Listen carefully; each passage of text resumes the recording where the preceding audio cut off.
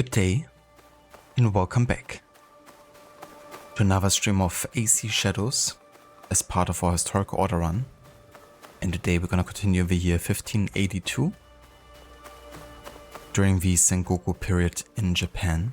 And yeah, we're gonna go and hunt more of the different leaks that we have uncovered so far. And yeah, I would actually like to return to Osaka today and carry on hunting the butterfly kidnappers, I guess. Using origami butterflies to lure children into their grasp and then extorting them for money, I believe.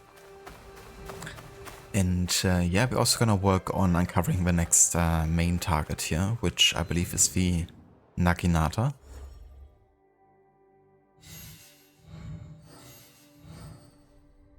This guy.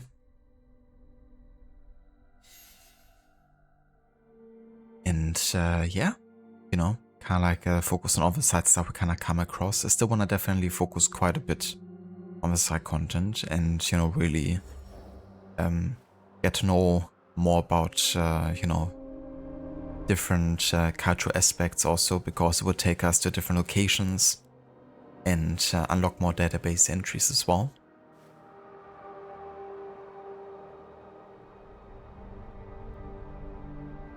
Could also do a contract. This one actually gives us quite a bit resources, and right now we need resources because we don't have enough to actually upgrade things like the forge and the hideout. And now that we are above level 20, we can't actually upgrade the forge until we like beyond level 20, unless we get the next upgrade for it. So that could be good to also take care of.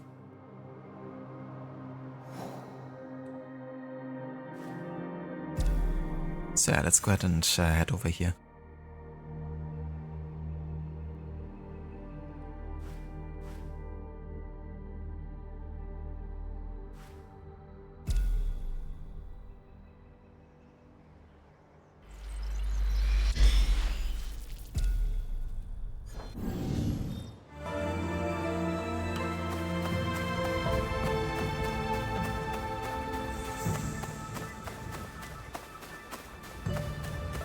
Also welcome in, Pink Smarties.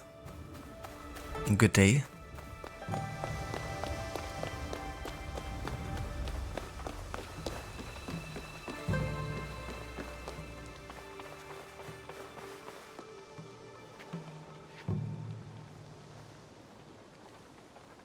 Yeah, I'm quite well, having a nice chill day over here.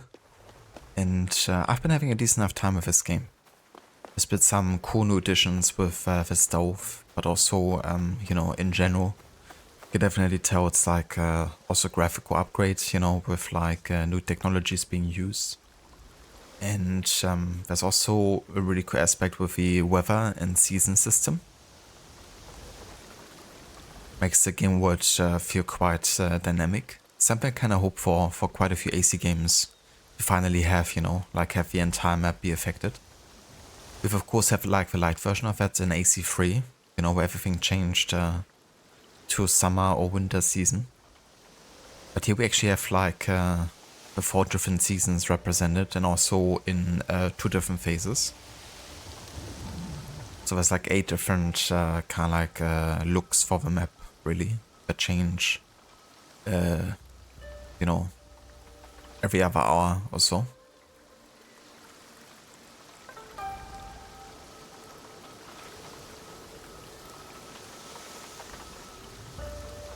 Oh, that's nice. Pink, that's awesome.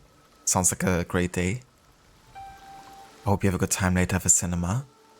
What movie are you watching?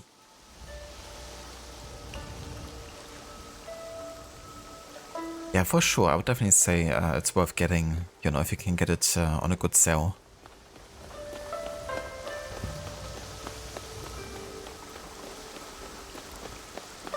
Ah, 28 years later. I remember watching 28 weeks later. It was quite fun.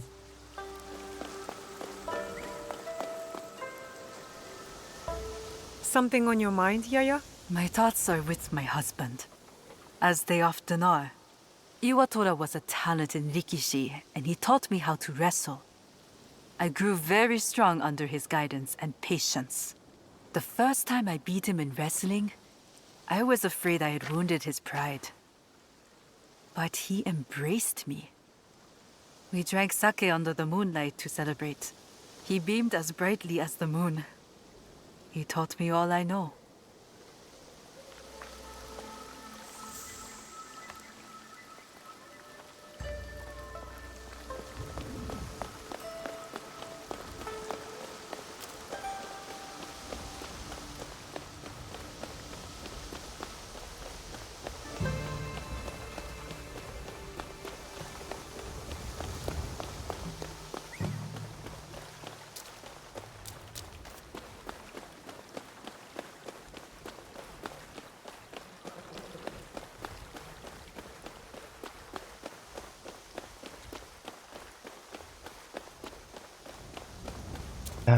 I don't think I've watched the entirety of the first movie.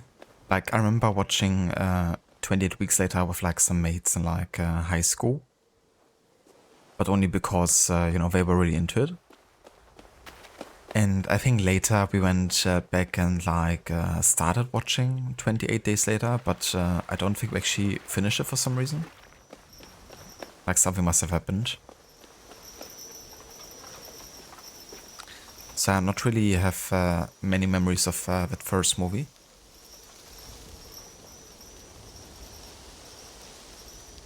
Nice, yeah. Yeah, the second was really good, so I can imagine that one being quite nice too. I hope the newest one is also gonna be, you know, a good one.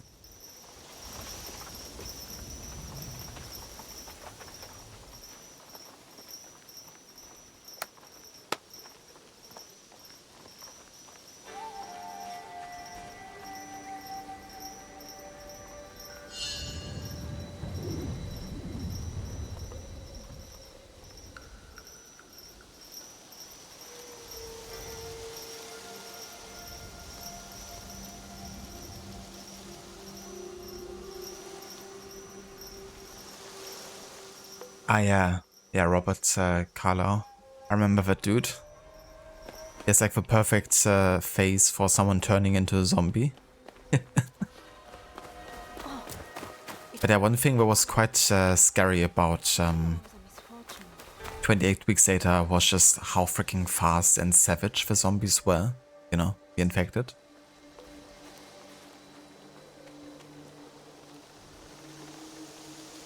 Like, you know, in like other media, often they're like really slow and, you know, don't even know what's like happening around them half the time. But in that series, you know, there's a good chance they're just gonna be faster than you ever could be.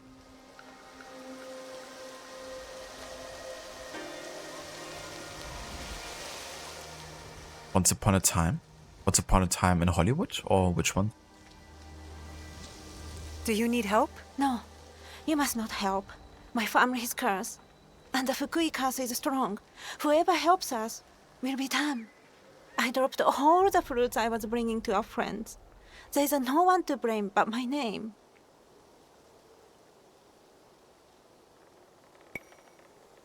The fruit is probably bruised from the fall. You should think about bringing something else. I would buy more from the market, but I have no more.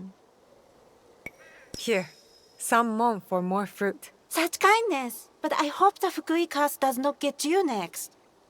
I hope this curse will fade.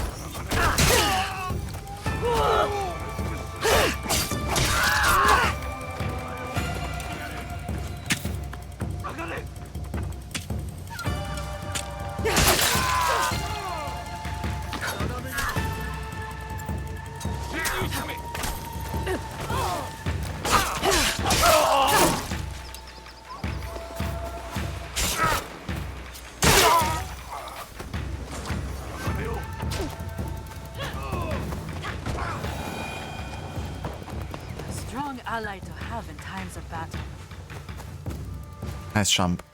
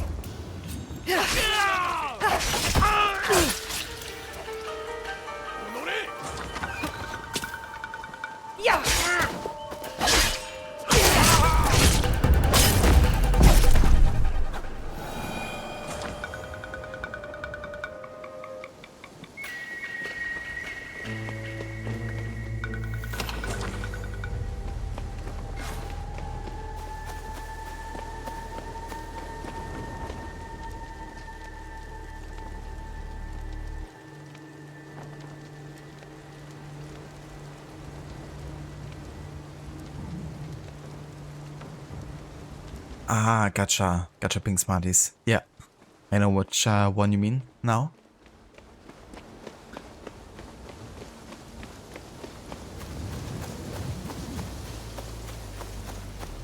But yeah, it is. You know, how fast the infection spreads and how quick the transition is. It's definitely quite scary, you know. How fast could also happen that you know, are being attacked.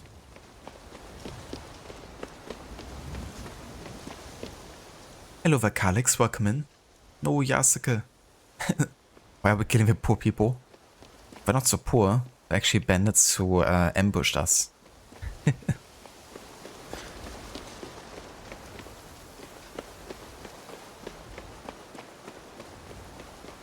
But yeah, they're basically like the beggars. Please, just a few coins. I'm poor and sick. And hungry.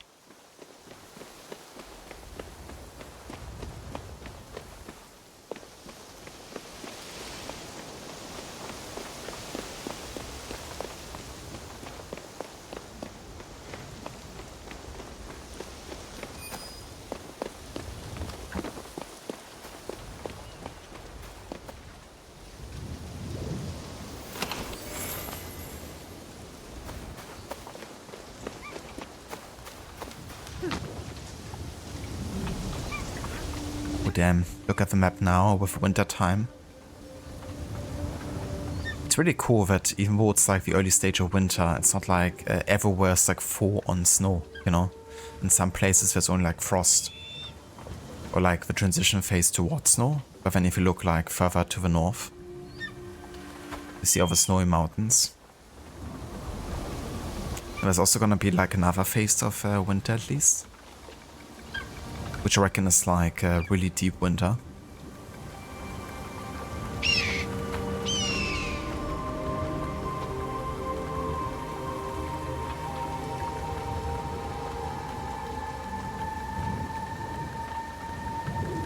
Yeah, definitely didn't age well, Kalix, that whole reasoning, you know. Kinda started with Unity when people were asking why you couldn't play as a female assassin in co-op, you know, like not as a not in the single player, but in the co-op version. And they said something like, yeah, well, you know, all the animations are based on Arno and he's male and we would have to like create an entire new animation set for female and we don't, you know, gonna spend the resources at this stage on the game. If they worded it a bit differently, it definitely wouldn't have, you know, backfired quite as much, but they worded it pretty bad in a way that, you know, people understood. They just didn't care for making a female character, which was kind of also the case at the time. And I mean, to this day, you know, they still haven't fully committed to like a single female main character in the main game.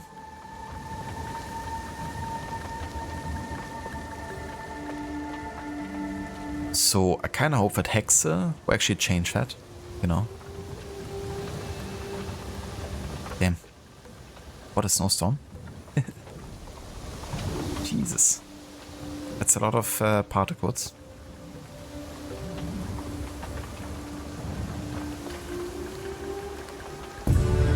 Perfect time to synchronize. You can see really far.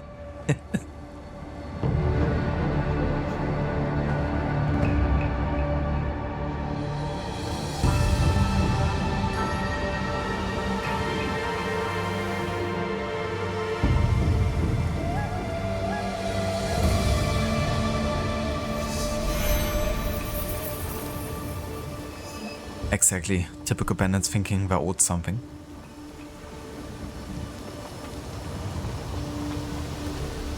Yes, so the season system kind of like happens after a certain amount of time has passed in-game. Like, I'm not sure how long, maybe like an hour.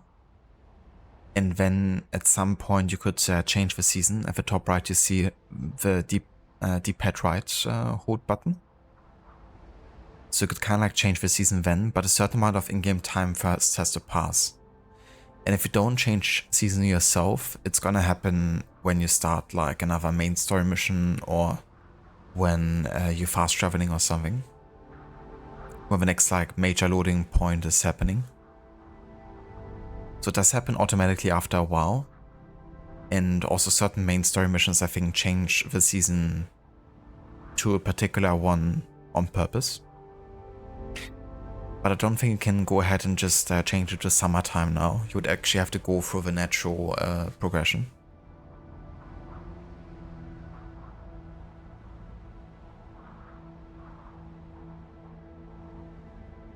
And for after the story, I'm not too sure since I haven't actually finished it yet. But I assume it's just gonna, you know, carry on like this. If a certain amount of in-game time passes, then you can change to the next season.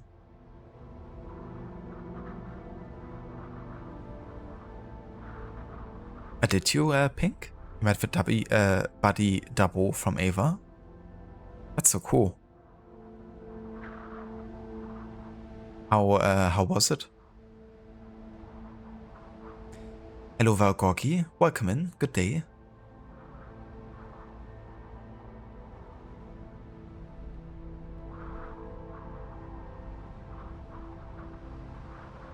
Yeah, Assassin's Creed Liberation, that was like the first single female playable character.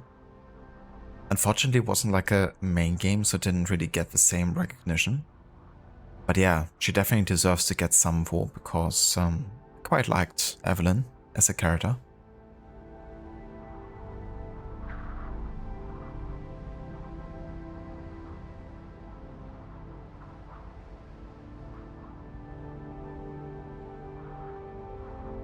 And then of course we had Chao Yun in AC Chronicle China, but also, you know, more like a side game than a main game. Then we had Cassandra, but Cassandra was for a while kind of like overshadowed by Alexius in the marketing and also, you know, how the game had been represented a bit. And even though she was later declared a canonical character, you know, you still have a choice to play as the male version. And it's also not really something they decided until after the game had been finished, so you can take that with a grain of salt. And then of course with Eivor we have the same situation in a way. It's like not two different characters at least, it's like still the same character, and also Eivor canonically is female. But you know, the whole marketing again has been fully focused on the male Eivor. Like even the cinematic trailer, you know, was initially male only. Making people believe that's actually the canon character.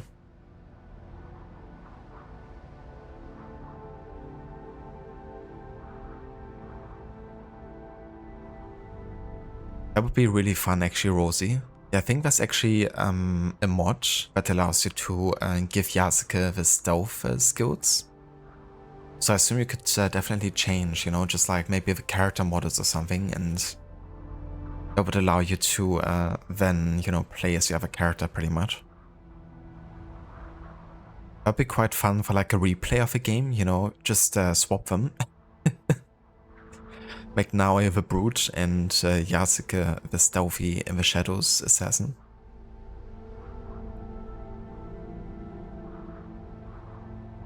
Hello there, Coxie. Welcome in and good day. How's it going? Thank you so much for joining. After 12 to 15 minutes. Oh, yeah, that's pretty fast. But yeah, I quite like the season system. It's like one of my favorite things about this game, honestly.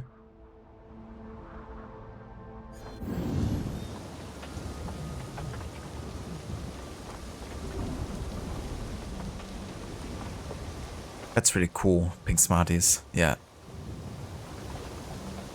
Yeah, I love the actor for Eivor, Magnus Brun. You know, he was great as Eivor, and I also loved his performance in The Last Kingdom.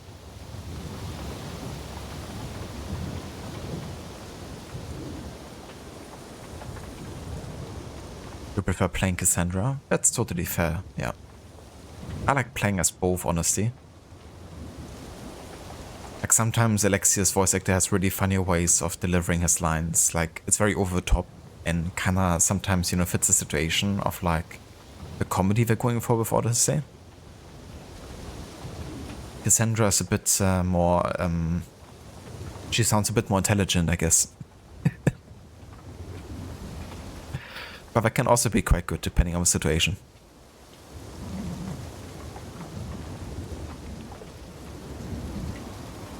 That's true, Coxie. Yeah, I've been actually really taking the fast traveling to minimum.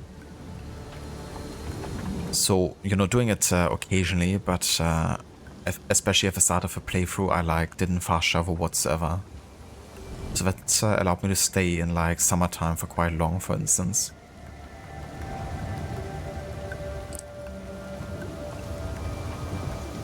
On my last series playthrough of Assassin's Creed, I played without no fast travel whatsoever. In like all the AC games, and also without the heads-up display. I feel like that could be really cool in this game, because it also has like a more immersive approach to the exploration, and the season system also kind of gets to it.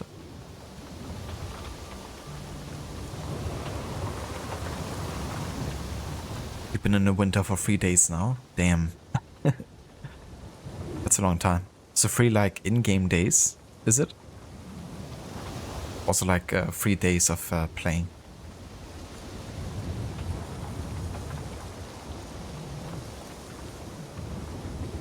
Yeah, quite a blizzard. But yeah, the weather effects in this game are really cool.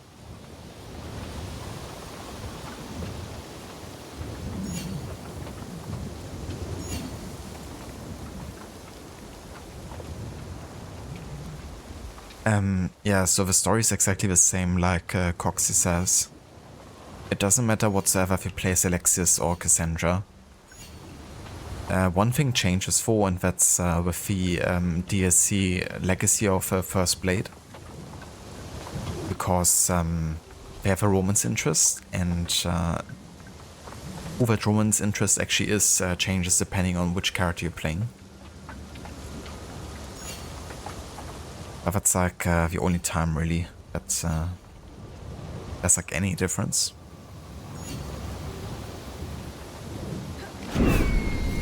Imagine that's like frozen solid. You just jump to your death here. Boink.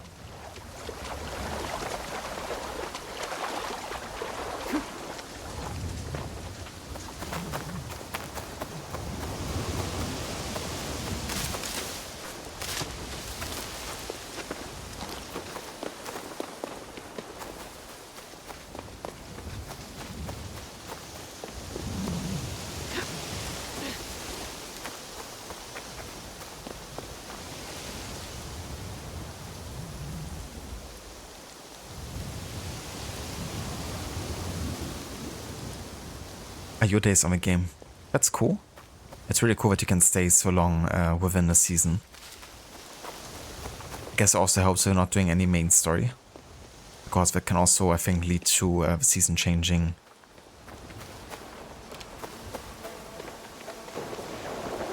So I guess if you kind of like focus on the side content.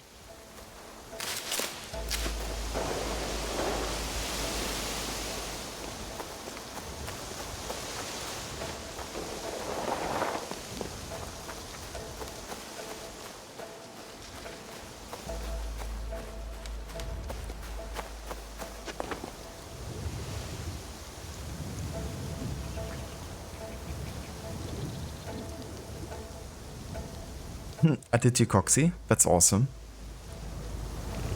But yeah, that's definitely fair, you know, with like studios as big as these, I guess that's quite common, that, you know, one person ends up working on a very specific element for a long time. But I hope your friend enjoyed it for, you know, working on that and for the company.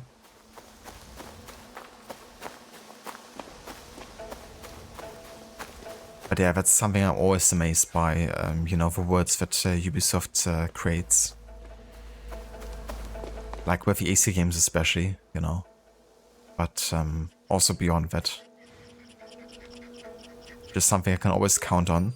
That, you know, the open worlds are gonna be just very well done.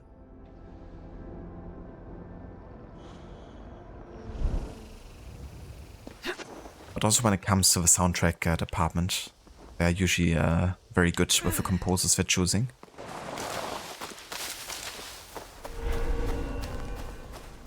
I need to keep out of sight.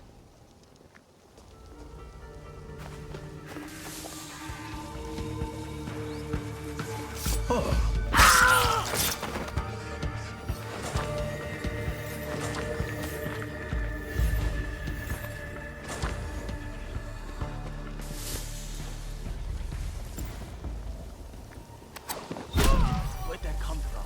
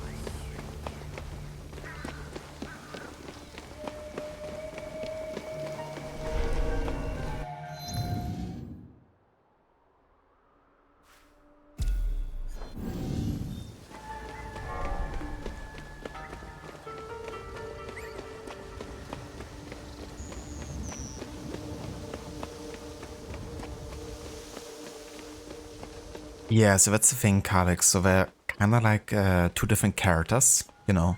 One becomes like an antagonist and the other becomes the main character. But they just end up swapping them, essentially. You know, like they're supposed to be siblings. But then depending who you're choosing, the other sibling then becomes the antagonist. So it's really weird because it really fundamentally breaks, you know, like the logic of a story. You know, it's like a totally different person at the end. Better not be a waste of time.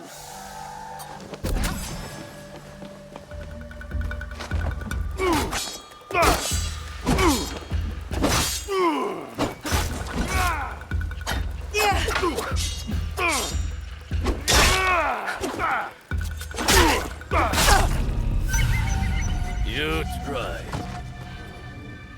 Holy shit. Where did that damage come from?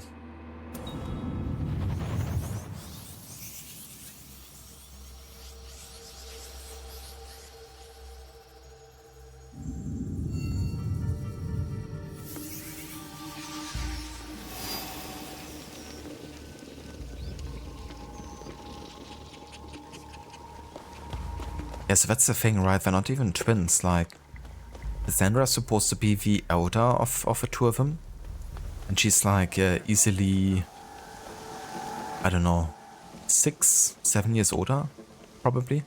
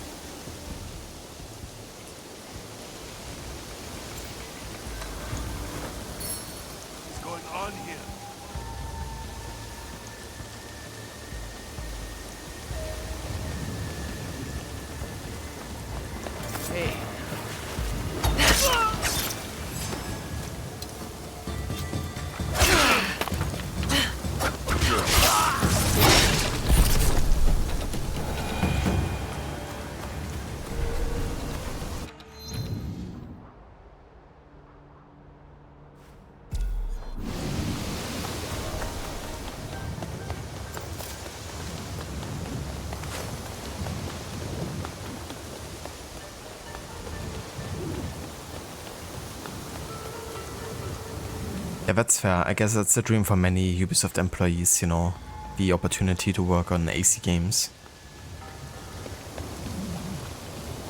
It's like winning the jackpot working for Ubisoft pretty much. At least if you care about, you know, AC at all.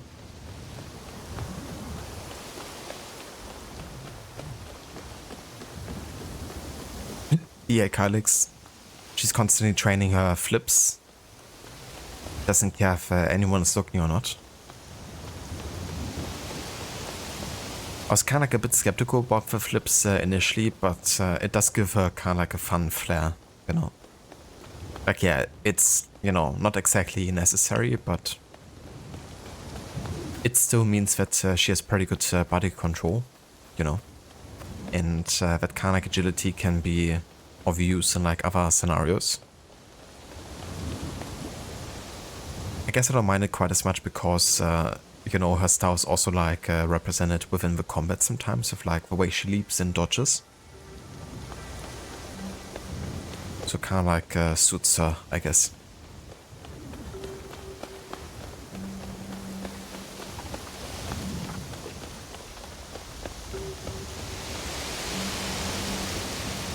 Yeah, so the map is kind of like separated into different territories, I guess. Similar to games like Origins, Odyssey and Valhalla. And they're divided into different like level requirements. The highest at this point being like level 35, so it's not too bad actually. Right now we're like level 25 or so. Yeah.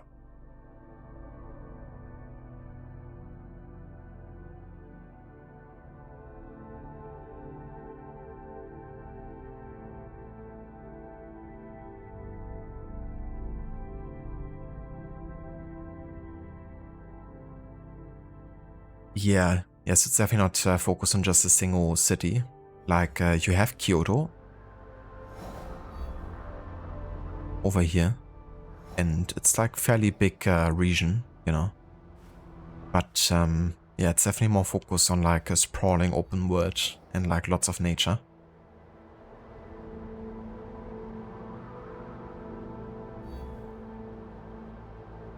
But yeah, that's true as well. It's not like it's representing the entirety of Japan. It's still like only a small kind of like, you know, part of it here. I mean, not like super small, but it's of the entirety of it.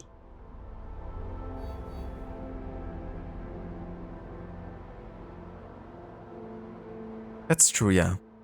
Definitely does give a unique kind of like flair and does kind of like, you know, make her unique.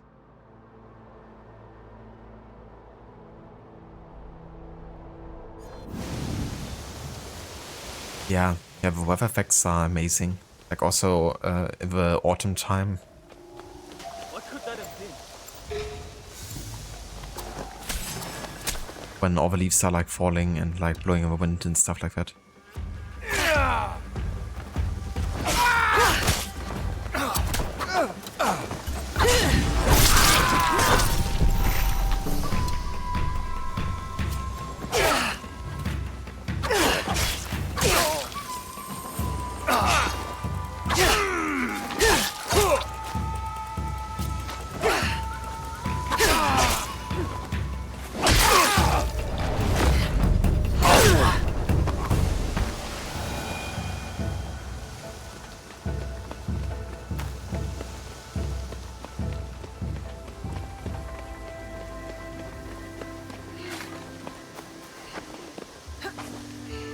You can do it. Just like now.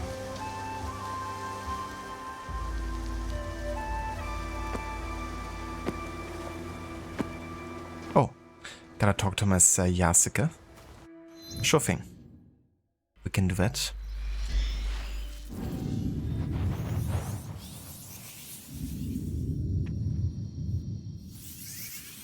Yeah, so this was actually my first time witnessing a blizzard in the game, because we haven't really spent that much time in the winter time at all yet. Due to me, you know, not really fast traveling quite as much. But I'm looking forward to spend a bit more time in winter now. Yasuke! Master Sword Sorin sent me a letter from Ki. I want to go and visit him while he's on his pilgrimage. On your own? I have to grow up. Take care of myself. Can you show me some samurai moves? That's how swordsmen start out their training, isn't it? It is a bit more complex than that. But yes, if it pleases you, I will demonstrate. Observe closely. I first learned kata by watching my own teacher, Master Kamizumi. I'm watching. Pay attention to your balance, your movement. Let the blade serve as an extension of your will. Oh.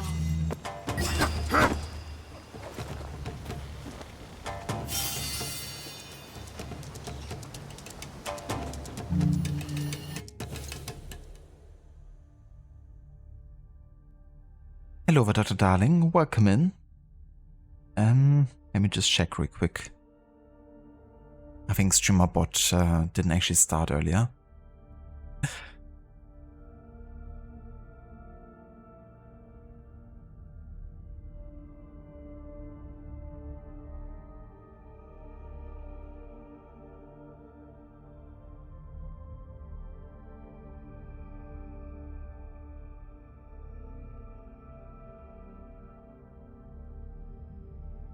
Whoa! Damn, man, look at that, look! There you go. You spent 1 hour in the bathtub because it's fucking hot and you have a headache. That sucks, dude. Sorry to hear. I hope you feel much better soon with a headache. And that, you know, at least helped a bit to cool down in the bathtub. But yeah, that's the fun thing about summertime, isn't it? Lost 25% of your total points. Oh no, I missed the quick time event. Well, let's do this again.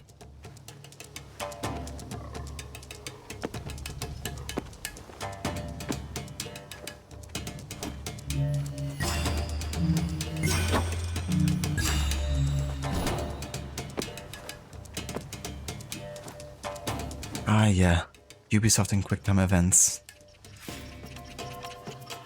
It's kind of funny how prevalent they are, like, in recent games. Like, for example, Watch Dogs Legion had, like, quite a few of them.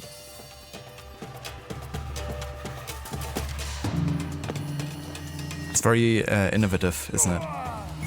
QuickTime events.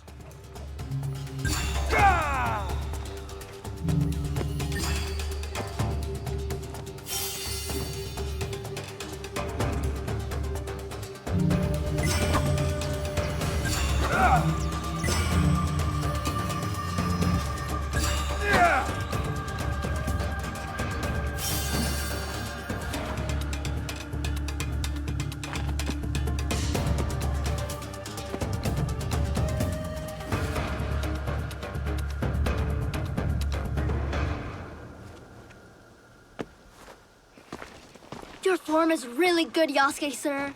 You do not have to be formal, Junjiro. We have talked about this. But you're a samurai. And you're teaching me. Master Sorin told me to always show respect. Master Sorin taught you much, it seems. But why do you want to study the sword? I have never seen this side of you. I have to. It's my duty. Is this about Naue? Yes. And what she did at Katano. I'll never forget. The night we met you. The night we were surrounded by soldiers. I couldn't talk or move or anything. Like I was a statue. But Naue stayed with me. She could have run, but she didn't. She protected me. And I want to do the same for her, for all my family. Is that how you see us, Junjiro? The allies? Well, yeah, I mean, Naue is like my sister, Tomiko is more like my auntie, and you're like my It is all right. How about we try the kata again? Together this time.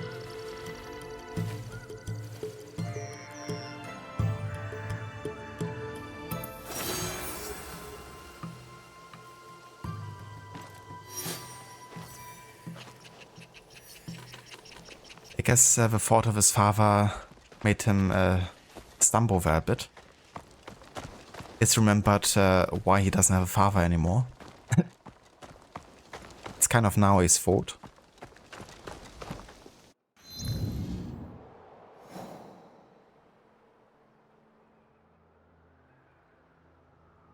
Let's return to Osaka. We still have the butterfly-related quests here.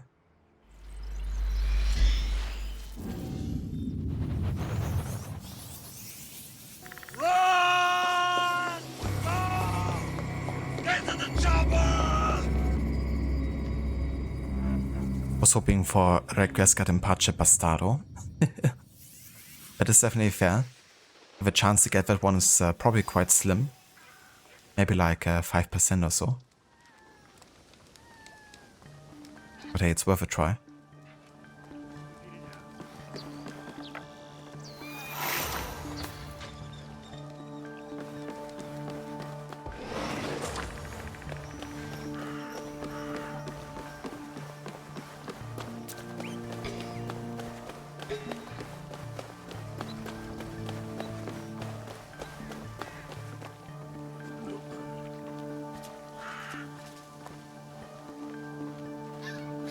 Why you? Why do you have a dagger? Are you an ally or something?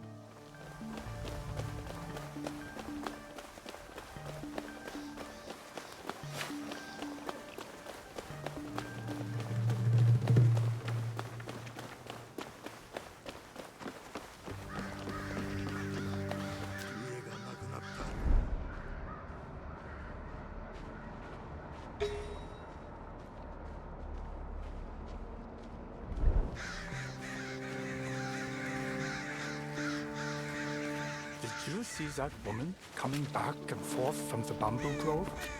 It's odd. I got too much work to be nosy about other people's business. So do you. All right, all right. I should take a look in that bamboo grove.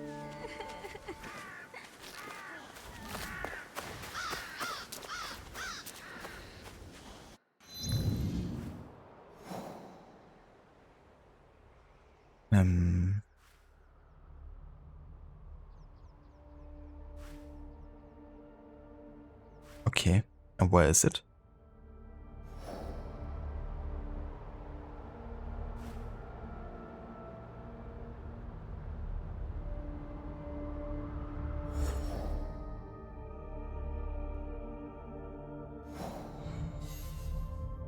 Ah ja. So Mucho is dead here. The young female kidnapper is posing as the family Yochu. She attacked without provocation and left no clue to her identity. We also start to find the escaped child. Let's go ahead and go to the bamboo grove here next.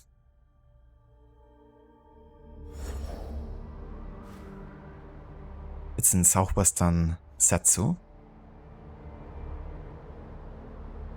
north of Osaka Castle.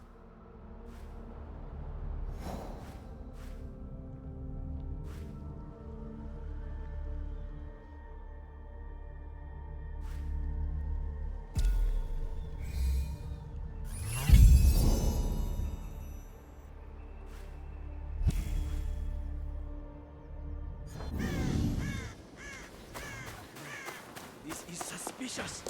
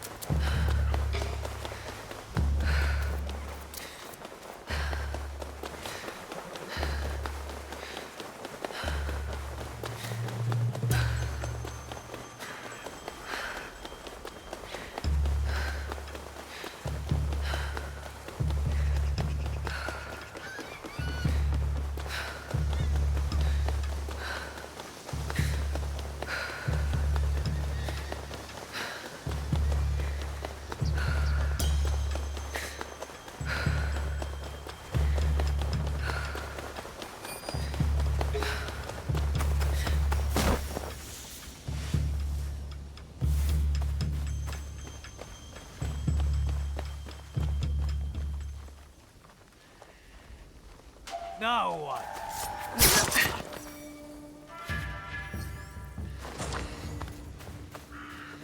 You're too far away. I need to be quiet.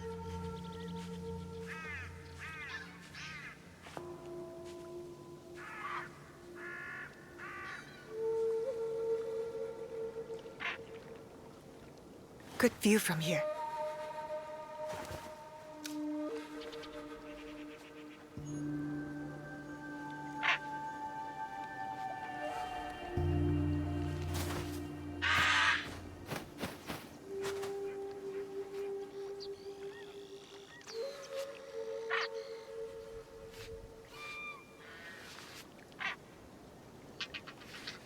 Perfect. Graceful grey heron.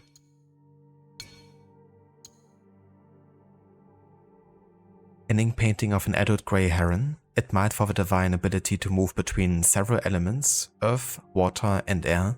The grey heron is a large and graceful water bird that stands at a height of up to 100 centimeters, with a wingspan that nearly doubles that figure. And we also painted an egg-stealing tanuki. The tanuki, also known as the Japanese raccoon dog, is an omnivore, meaning that its diet consists of both plants and animals. This includes fruits, insects, small rodents, and of course eggs.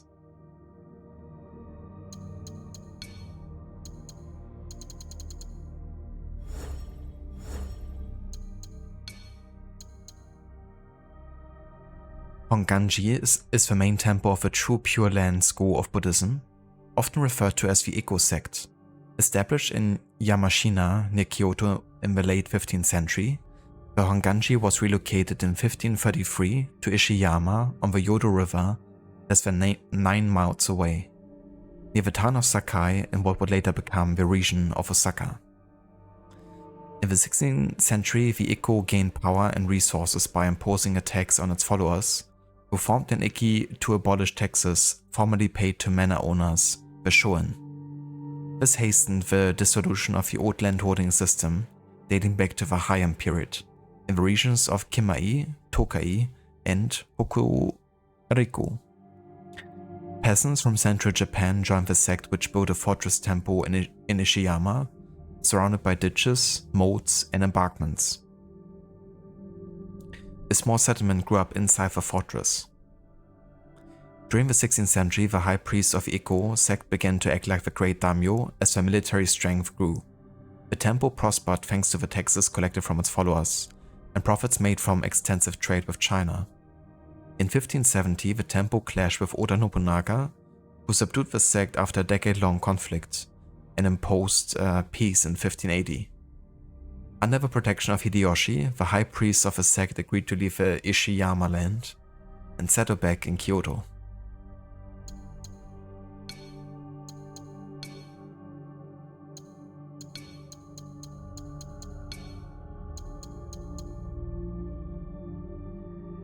Ditches and leeches? The best medieval combo.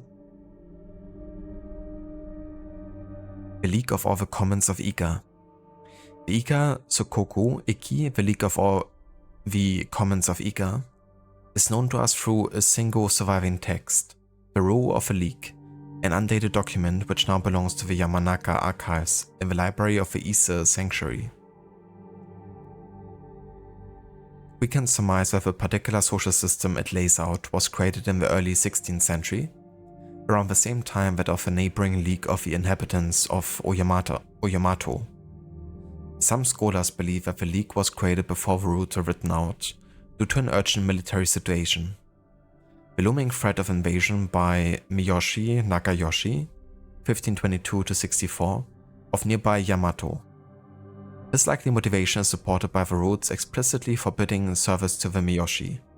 Formal consolidation of the League of Iga seems to date from around 1560, when representatives from local communities drew up a formal 11-article constitution. Other historians suggest the date 1569. The creation date of this text is open to debate.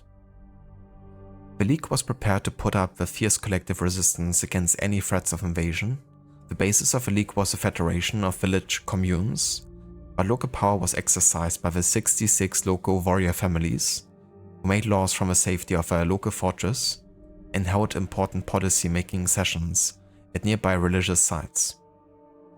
These families collectively administered the territory for the next 2 decades, until the ambition of Oda Nobunaga proved to be the insurmountable threat that would break the league.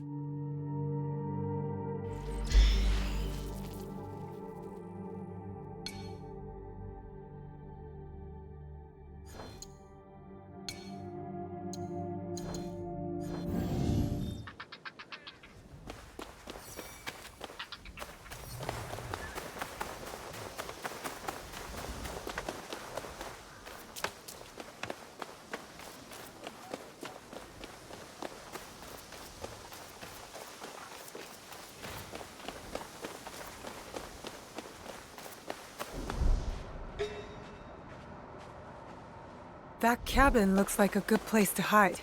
Maybe there's a child in there.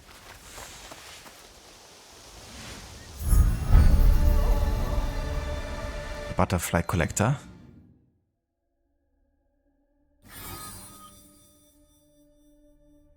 A young woman working with a group of child kidnappers around Osaka. Well, not for much longer.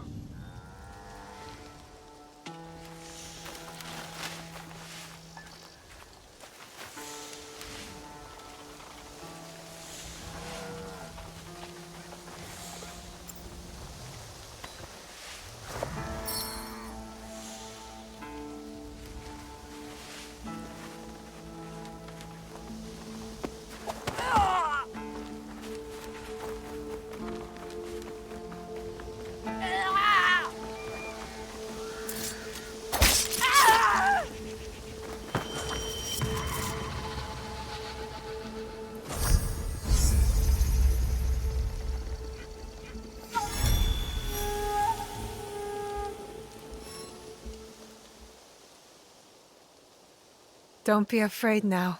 You are safe. I wasn't scared. She was. She said her boss would be mad if my mother didn't pay up. Can we go home now? I'm hungry. Yes, let's get you back home. Where's your mother?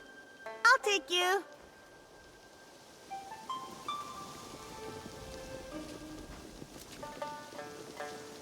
That sounds like a grandma doing a child impression right there.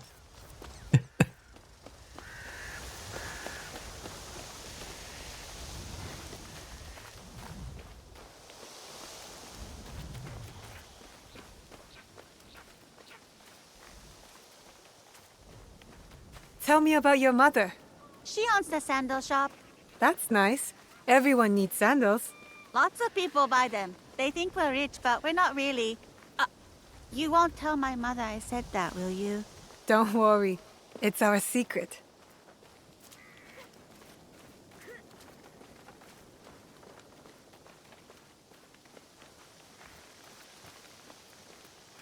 You should be more careful about talking to strangers. I know. My mother always tells me that. She just seemed nice. They always do.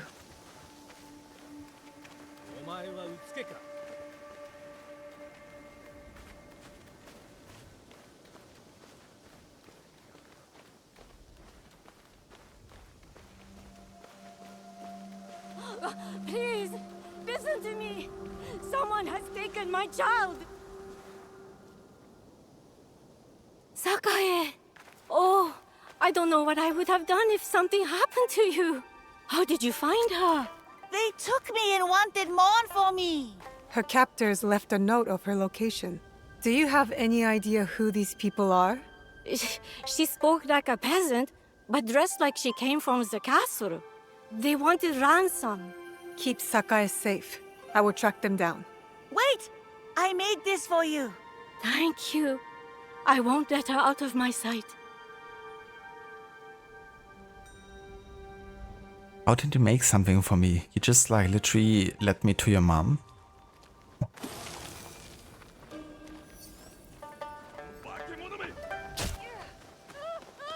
What the fuck? Stop it.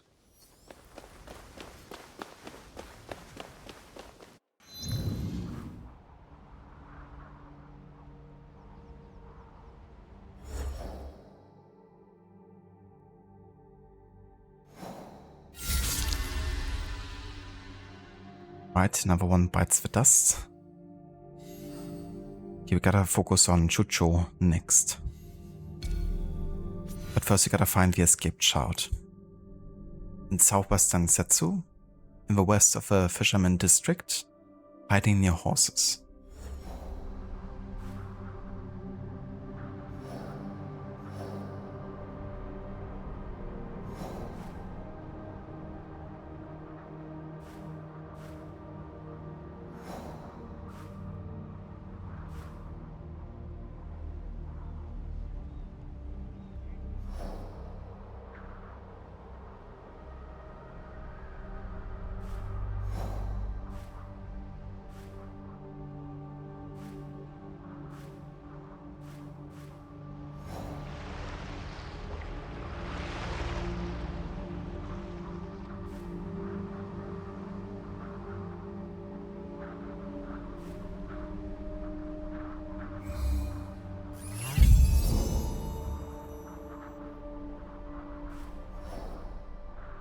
Alright.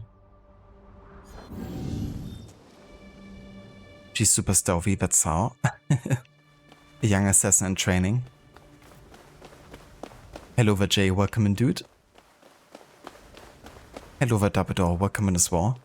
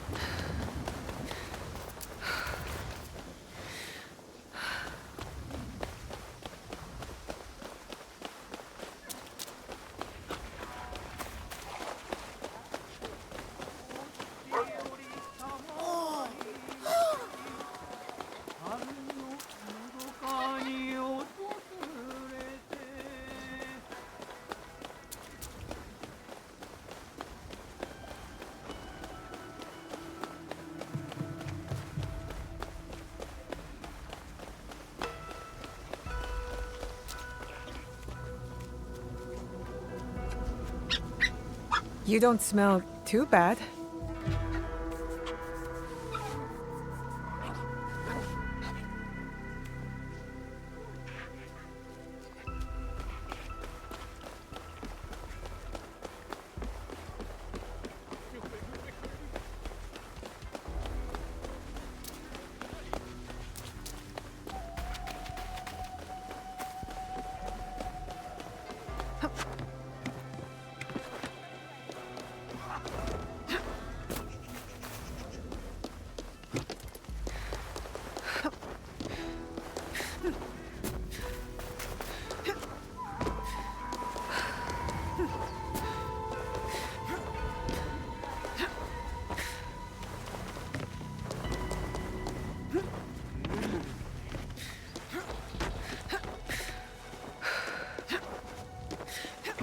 I can't let them see me.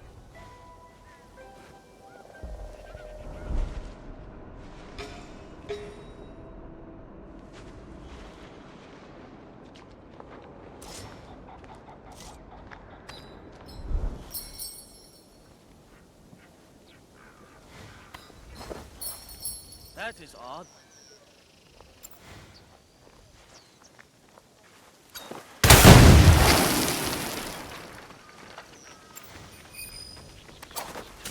I'm ready to fight you.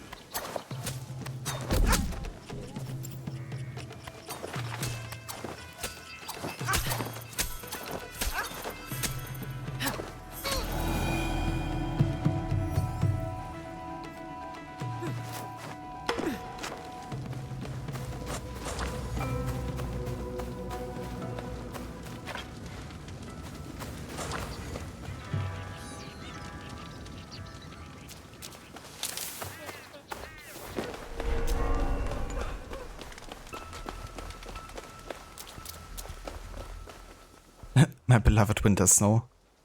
I guess you wouldn't mind changing with Naue right now, would you? Just straight up lie in the snow.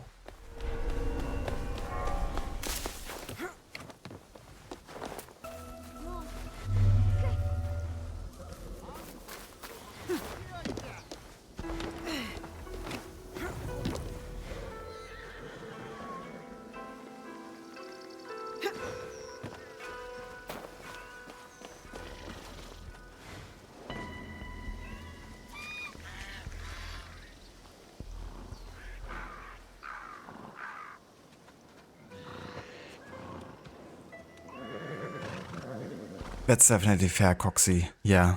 Yeah, that's a feature they took out the whole like meditate to make it day or night thing. I guess the reasoning for them is because, you know, many would probably just stick to nighttime for like stove parts and make, you know, make it much easier to just hide in the shadows. But, I mean, if people want to have that, you know, why not? I don't mind like having that as a choice. But yeah, sometimes it could be quite difficult to actually see, you know, especially if it's like weather effects like fog on top of like nighttime. Like especially at the start of the game, I remember like having trouble seeing very far sometimes. Another origami butterfly. How many are there? No message in this butterfly. Help me! She's chasing me! A strange woman grabbed me. Then she took me to a place with lots of statues. But I ran away. What does she look like? I don't know. A woman. I never saw her before. Go home now. Don't stop until you get there, and don't speak to anyone on the way. I know a secret way from here. She will never see me, and I can run really fast. Oof. The child voice actors are truly something.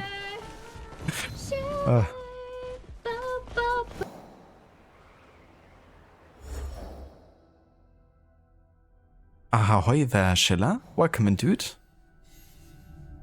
And how's it going?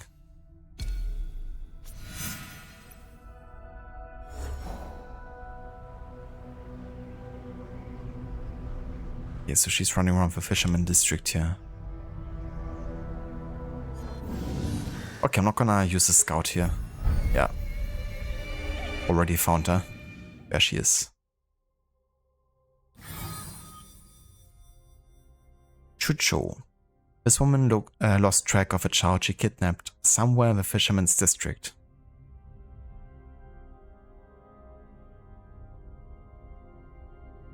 Nice, Sheila, that's great to hear. Yeah, same here. Just a show Sunday. Gonna do some gaming, advance a bit with shadows, hunting some more leaks. There's definitely plenty of them around here.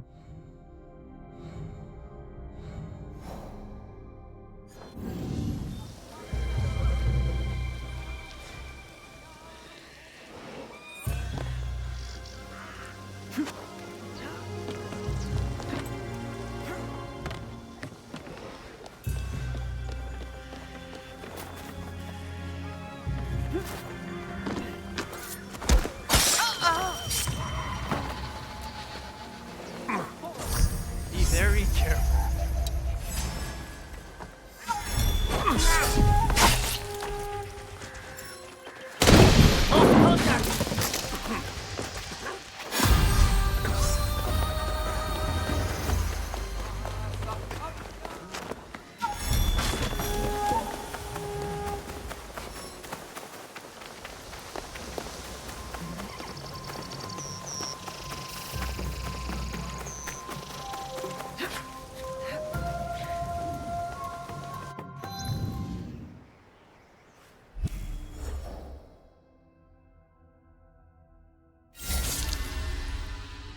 Alright, that's Chucho dead.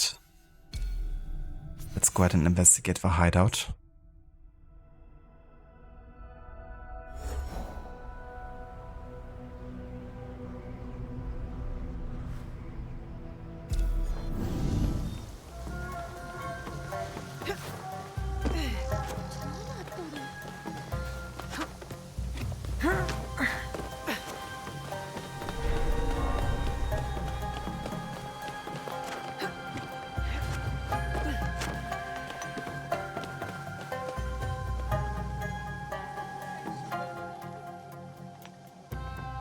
This will help me find who's behind all this. I know where Kaicho's hideout is. She thinks us unable to think for ourselves. Or she would have been more careful. Some of her butterflies escaped and now mark her garden for anyone who cares to look. She can never suspect that I know, or she will kill me.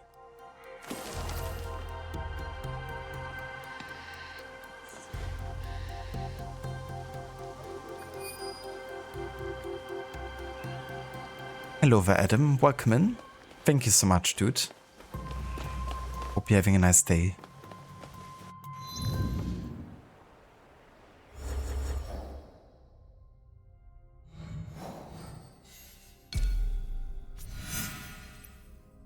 Alright, let's get her. So in the Nishi Nomaro garden.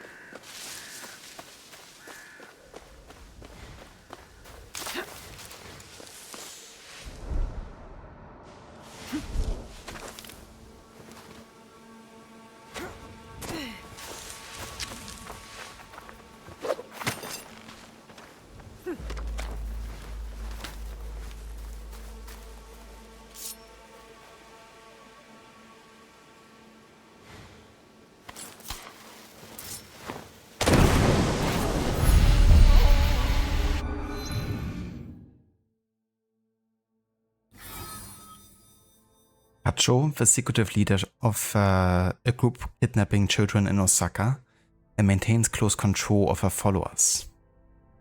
Not for much longer.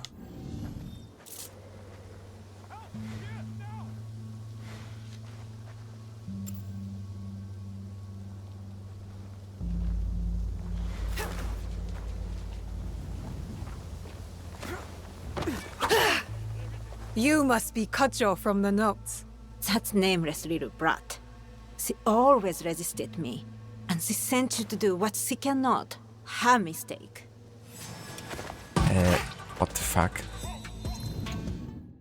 Man, the game is really like in your face sometimes with like, you should not assassinate her. I could have assassinated her, of course, before, but I wanted to mess around a bit. But yeah, once it gets too close, I guess it just auto throws you into combat, which is kinda stupid.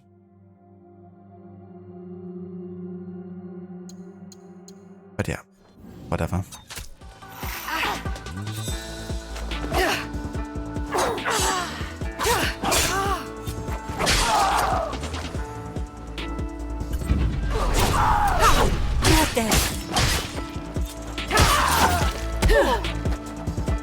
My butterflies will enjoy you.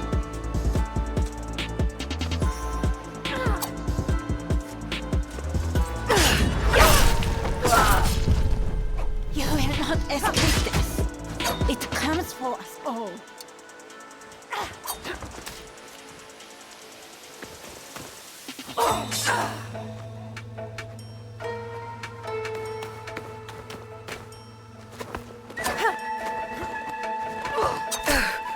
What was that? Physics. Okay, then.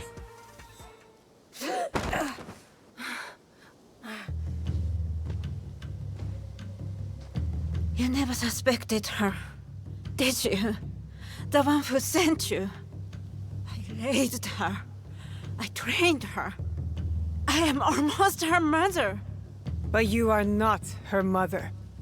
My children, they would have been so beautiful, laid in open fields, one by one.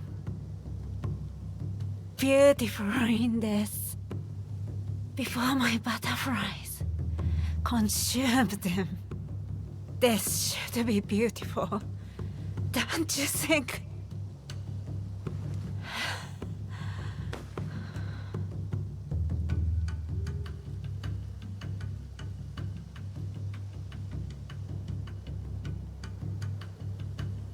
Okay, then. Motherfucker.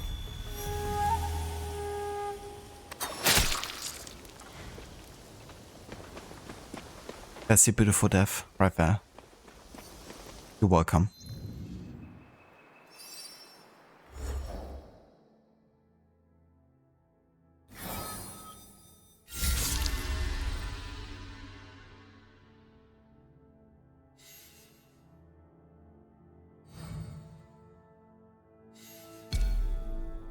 Alright, we still gotta find the last origami butterfly. And we're all supposed to be hidden around Osaka. But yeah, we're still missing one. I haven't really looked much on this side yet, so I'm actually gonna circle around here.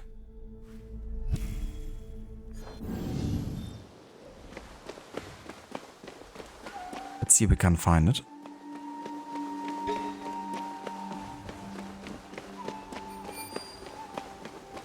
Huh? I'll look over there. A swift death to you.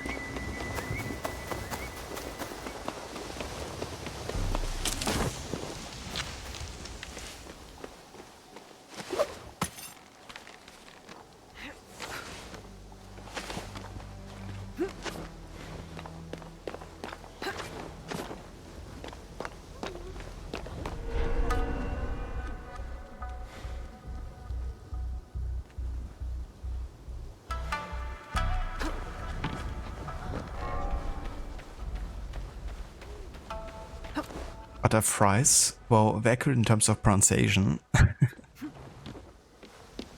Butter fries. Why not?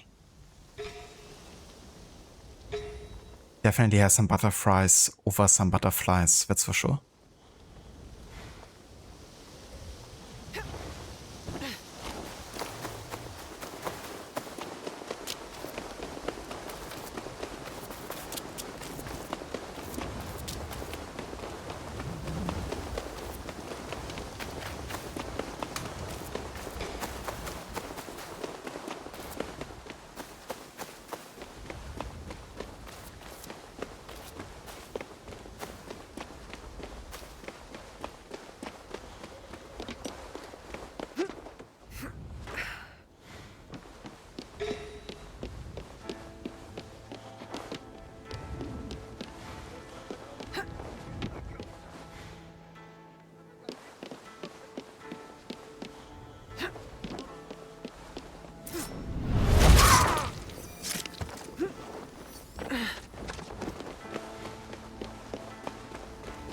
Doesn't everyone put butter on their fries? I mean, naturally. Frying fries in butter would actually not be the best idea, because it has such a low smoke point that it would burn really, really quickly without actually, you know, getting the consistency you wanted to.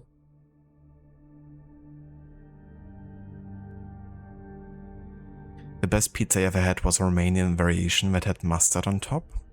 Interesting. Yeah, I heard of mustard on top of pizza before. I actually quite really like mustard, so I wouldn't mind trying it. I never had it on pizza.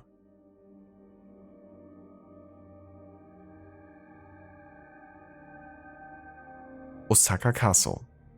Hideyoshi decided to build a new fortress on the former site of Ishiyama, completing the main keep in 1583. This flattening castle, located on a small hill, was renamed Osaka, replacing the name Ishiyama. To expedite the construction, Hideyoshi mobilized a workforce of tens of thousands, completing the fortress in 1588 in a record time. The site, situated in the heart of the Yodo Delta, was more favorable for trade compared to Nobunaga's old castle, Azuchi, which was an isolated island, inland. The city quickly developed at the foot of the castle, eventually surpassing the nearby city of Sakai. Hideyoshi also relocated major merchants from Sakai and Kyoto to Osaka, aiming to make the economic center of a newly unified country.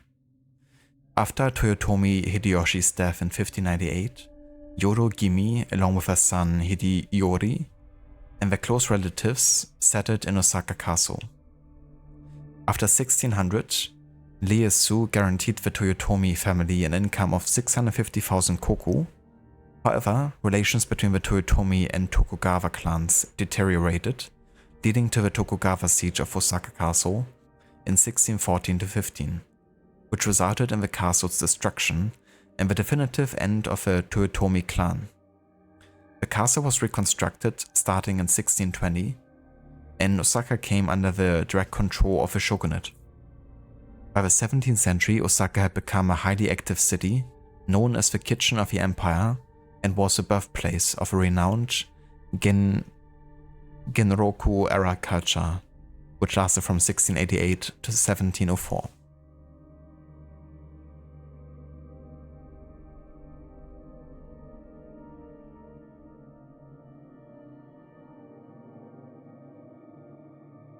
Oh yeah, that makes sense. You know, like meat and mustard goes so well together, for sure.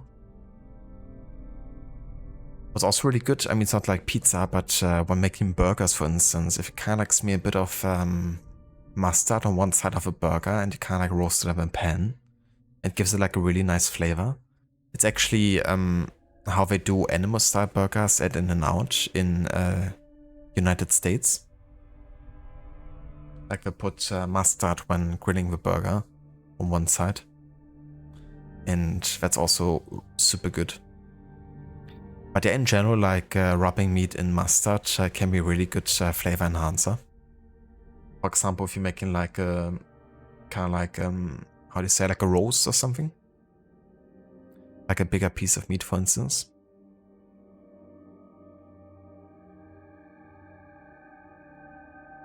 What is going on in here? How's it going, Arthur? Welcome in, dude.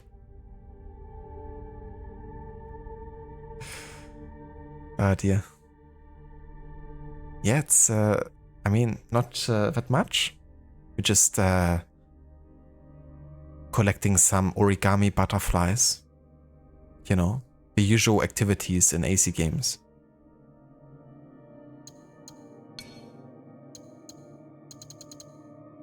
Who doesn't like collecting butterflies?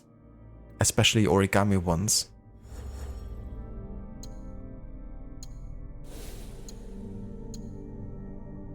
Oh, a new hat. Without a face mask even. That's cool.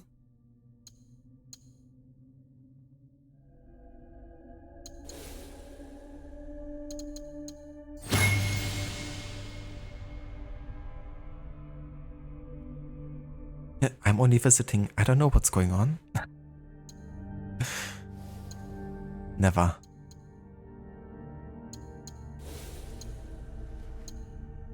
I have as the origami trinket, which is kind of like hidden behind my tools, I guess. 100% inner child protection? What the fuck?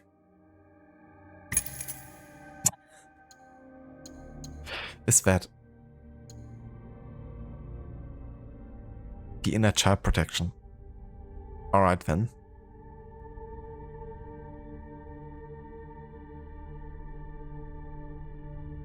The iconic activity from AC1. Yeah, just as good as collecting flags, you know? A hat for me? Indeed. Psycholexis will be proud of his hat.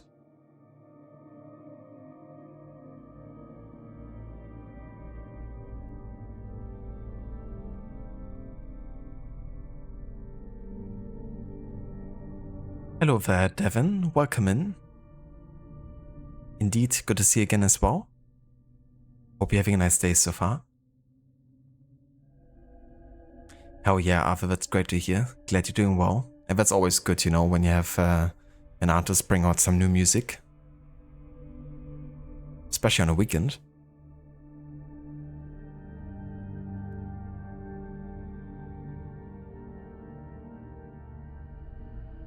Yeah, inner child, like, what? So, in Odyssey, we had a couple of stats, like not that many, but some of them were more like symbolic, I guess. So, I guess this is gonna be one of them. Unless it actually has like some sort of like health bonus maybe hidden behind it. Who knows?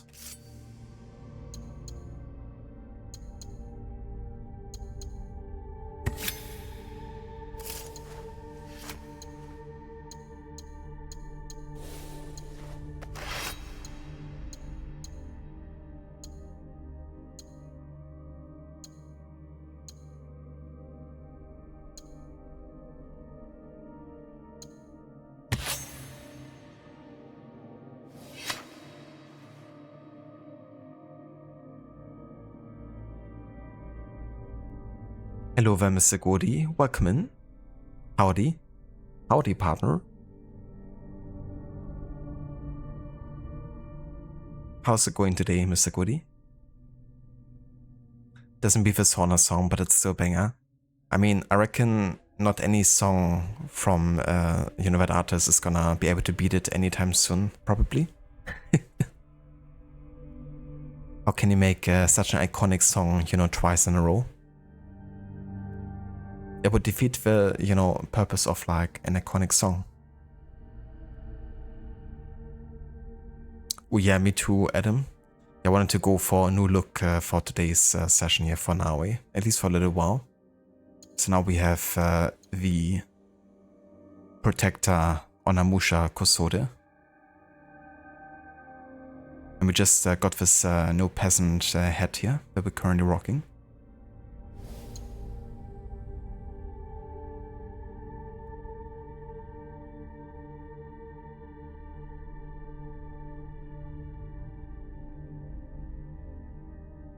Did you ever? Oh yeah, dude. I'm glad to hear that you decided to actually give the game a try. And, you know, play a bit of it. I'm glad you also enjoyed it so far. Yeah, honestly, you know, I mean, I didn't have really high expectations for the game, but I'm like positively surprised so far by the game.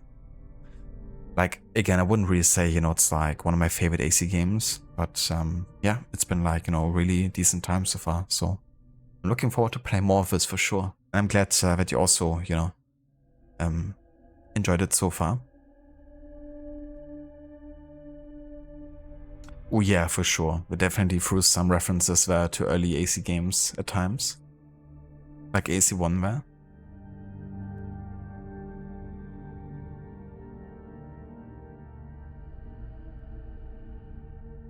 Yeah, Ave. Just gotta wait another 10 years.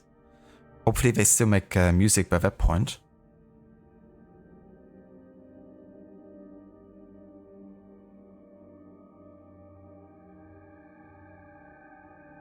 Nice, Mr. Goody. That's great to hear.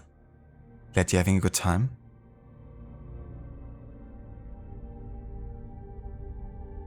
Yeah, I like the beginning too, you know, especially when Yasuke is being introduced and the way they handle kind of like, you know, the whole customs and like Yasuke meeting Nobunaga and yeah, it's like really cool, realized scene. I can definitely tell that they also, you know, spend a bit more effort on making it, you know, good.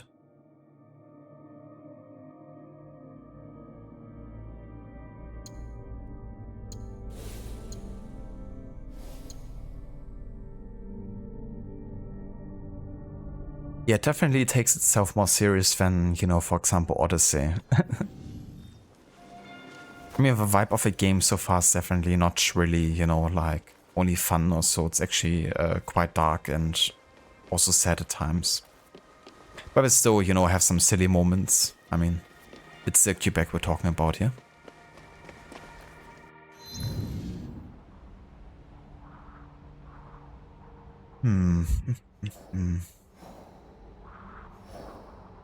I have no idea where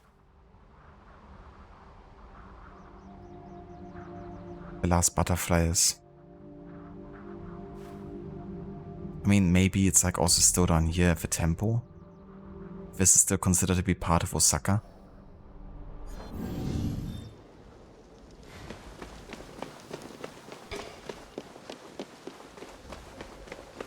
But yeah, maybe I just have to carry on with this mission at a later point when I actually find the butterfly naturally. Because scouting the entirety of Osaka could take a while until we actually find the exact butterfly we're missing here.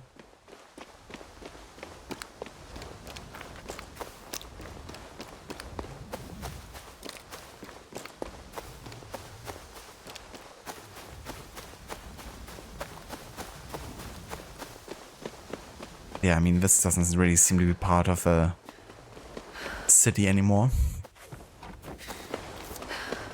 Definitely should be close to like where people are living.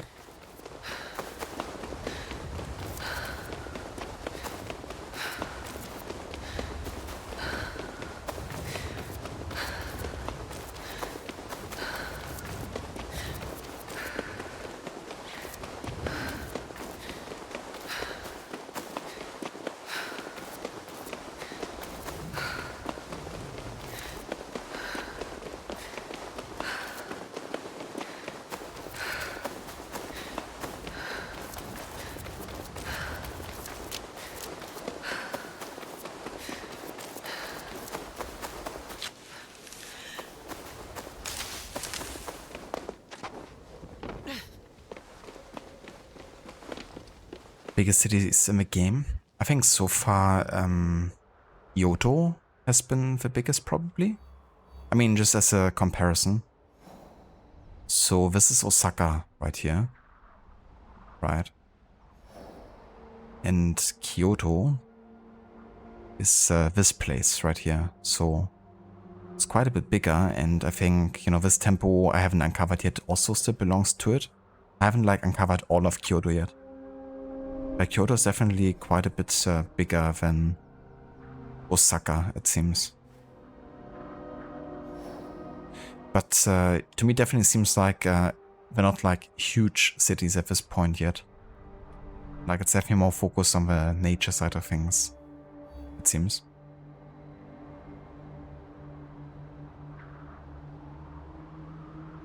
Yeah, for sure, Coxie, that's how you do it. The focus mode.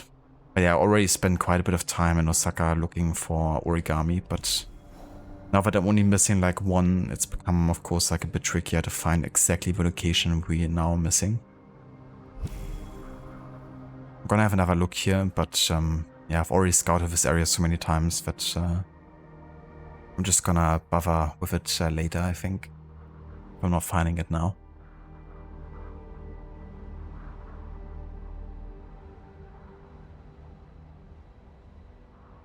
Did Ghost of Sushi do it better than this game?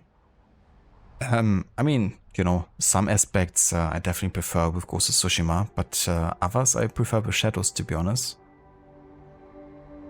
For example, the stove I prefer in Shadows, and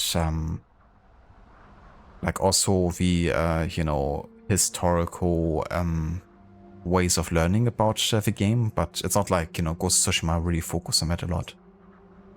But for example, Ghost of Tsushima, I think it's a better cinematic experience. The story, in my opinion, is also, you know, more engaging. And the combat, you know, I mean, the combat in Ghost of Tsushima is so good. I wouldn't say that Shadows is really holding a candle there in comparison. But, I mean, I honestly don't really compare these games when playing them, you know, like this. I think they feel quite distinct and have very different focuses. And I enjoy either game quite a bit, so I'm just happy to have both Ghost of Tsushima and this game, you know, honestly.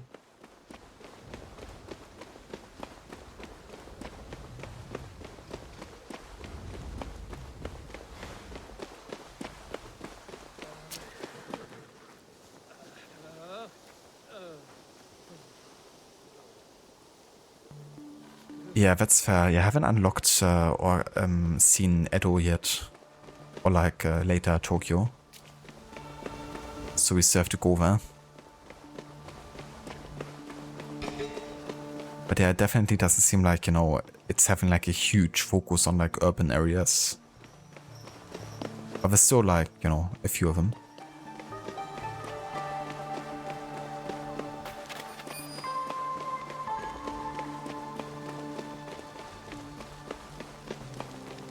One of those times where I wish I had like a bird. I could just uncover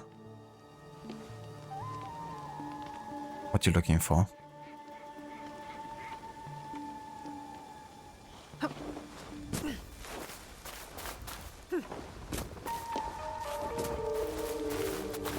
Oh, there's something. It might actually be the one we're looking for, the last one. It's at a tree, so it should be.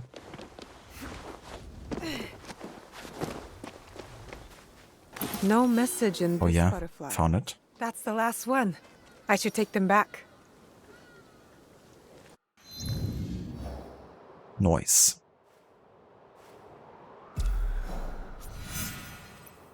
Okay, I'm gonna fast travel here. I've been running around Osaka quite a lot here in the last hour.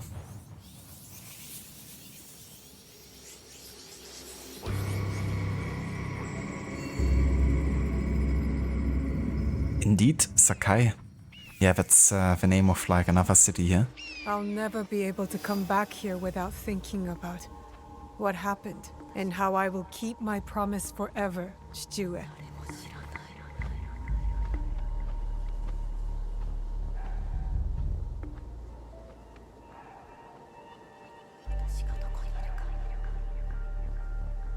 Yeah, that's fair. Yeah, Japanese settings can be quite pretty. I mean, you know, the nature of Japan is also amazing. And yeah, there's also something very beautiful about, you know, Japanese culture.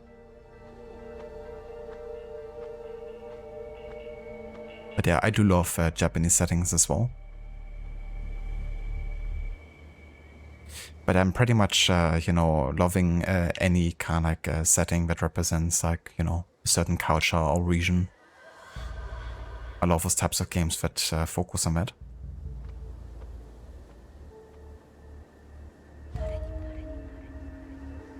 Yeah, LIFO has been so much fun. That was like my latest playthrough with Ghost of Tsushima.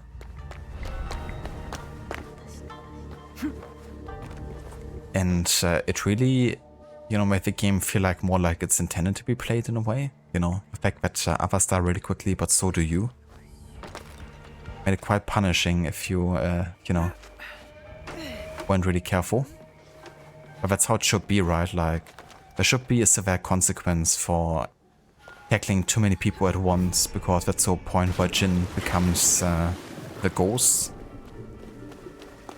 Because they're just being outnumbered heavily, and you can be so good in combat at some point, you know, you're just being overwhelmed.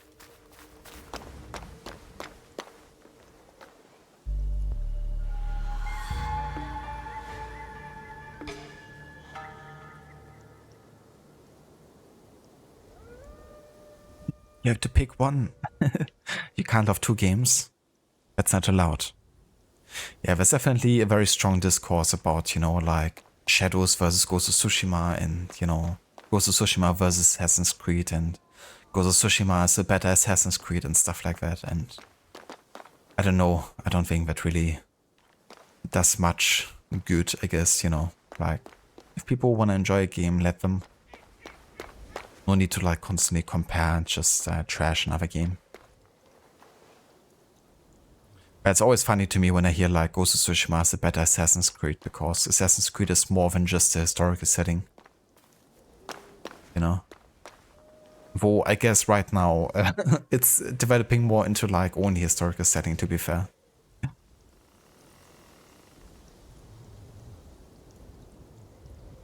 Kind of like Origins. You mean as in Origins at cities, but the main focus was on nature stuff? I'd probably say so, yeah. Though I feel like, you know, the map is definitely quite densely populated at times. You know, like you have Osaka here, then you have Sakai there, then you have a bigger castle here. So it's not like, you know, there's like huge stretches of nature at all times. But it definitely feels like more like nature and settlements are living in accordance with each other, in a way. If that makes sense.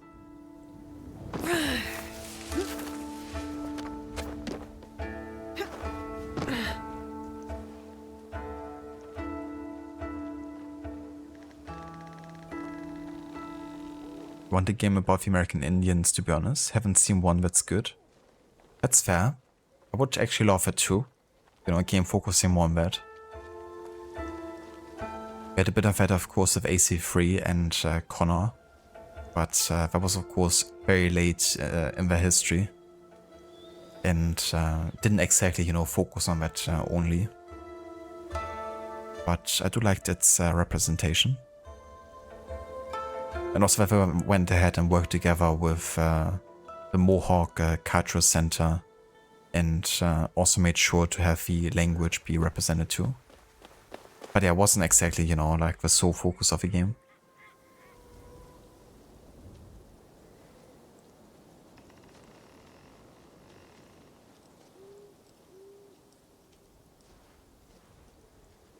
For Ghost of Tsushima, the story was very similar to a classic AC story. There's definitely elements about it, you know, that are similar. And I reckon it's gonna be even more so with Ghost of Yotei, because it will actually have a similar approach to this game. Or like Mirage, you know, where you have like targets you can choose to track. And it's more open about who you wanna go after. I'm curious to see how they're gonna handle that with Ghost of Yotei, you know. Because Ghost of Tsushima was still fairly linear in its narrative structure.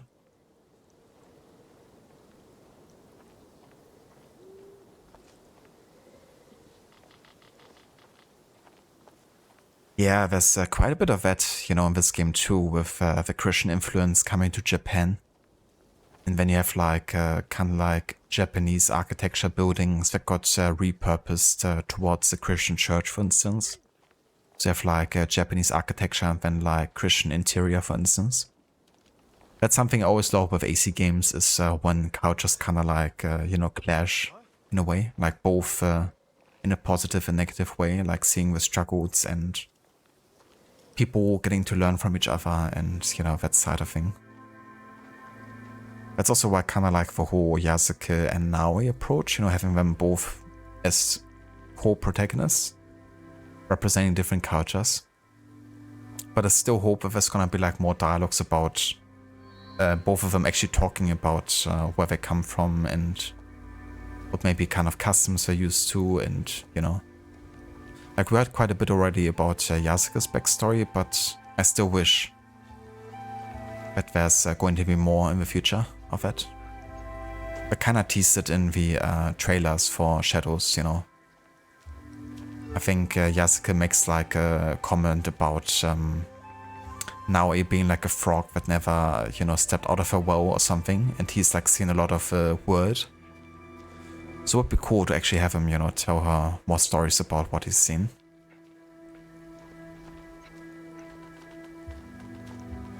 That'd be quite interesting, Coxie, focusing really primarily on the, Indian tribes and maybe also, the power struggles between them.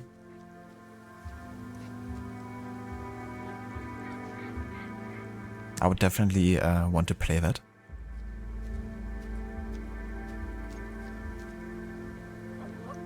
AC3 was carried by the Templars. AC3 had some really iconic Templars for sure. Between Haven and Charles Lee. But the whole cast was quite iconic. And it really helped with that game, I think, that you got to spend so much time with them before they actually became the antagonists of the game. You really got to learn about them and their motives.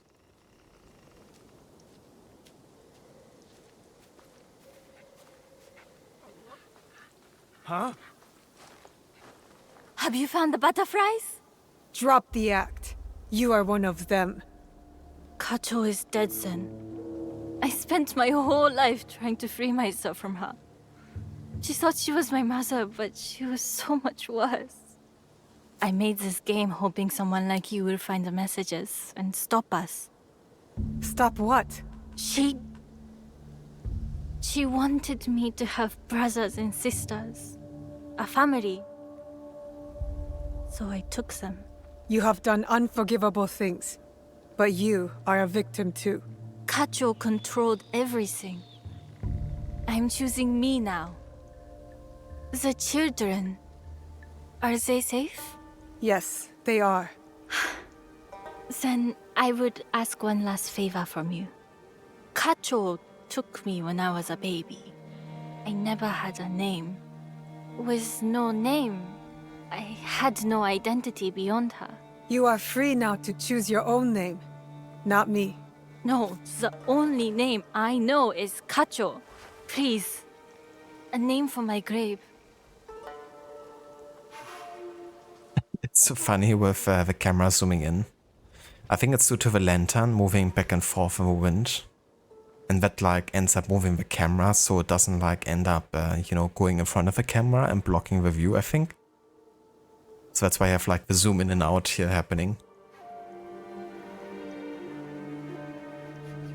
Okay, so we have 3 names here. Ocho, the Miss Butterfly. Agiha, the Swallowtail Butterfly. Or Monshiro, the Small White Butterfly.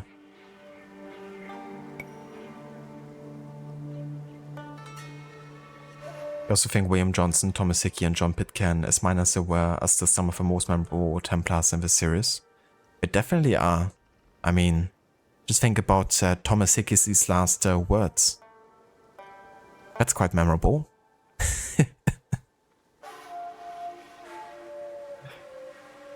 Ah dear, that dude. But kind of like, that he's one of the Templars, some who didn't really care about the cause, he just cared about having some fun, having the power influence, But he still had influence and he still, had an importance of a Templar, so they kept on using him. But they were also very aware that, he didn't really care that much for the cause. Or think about Church, Church is also quite interesting because quite early as Haven you can confront him. And he's basically revealing that as a doctor, you know, he's not shying away from only treating the one who can afford his treatments. And letting those who can't pay for it die. And Haven is kind of like questioning it, but he's still letting him on the team because he has influence and power. And then later it backfires because Church ends up betraying the Templars for money. For the British money, I guess. But yeah, there's quite a bit of complexity, you know, within the Templar dynamic in AC3.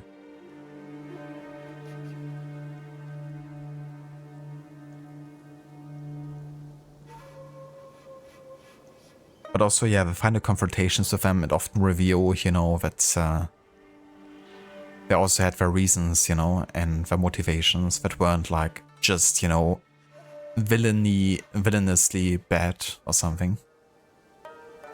Like Pitcairn, you know, he, I guess his intention wasn't to actually start the war.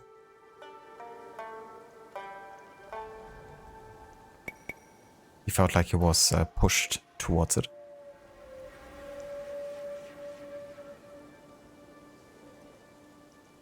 How about Die, Die, Die?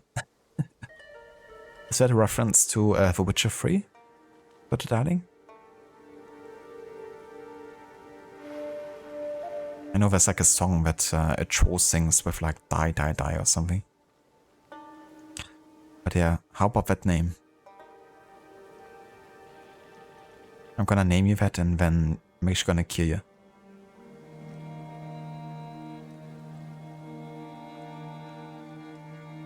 Exactly, yeah, that's the quote I was referencing to Ava from Thomas Hickey.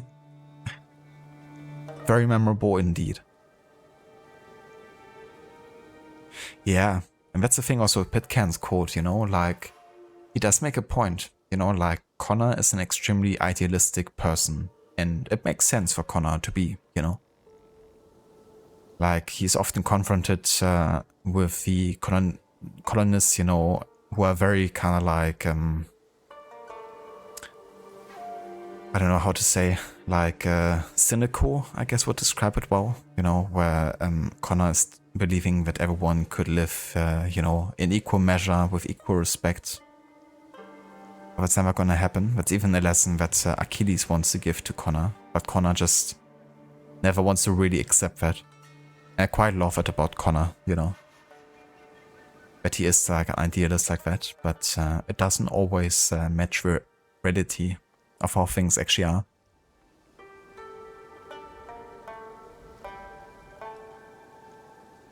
But yeah, I'm gonna choose Monshiro here, the small white butterfly.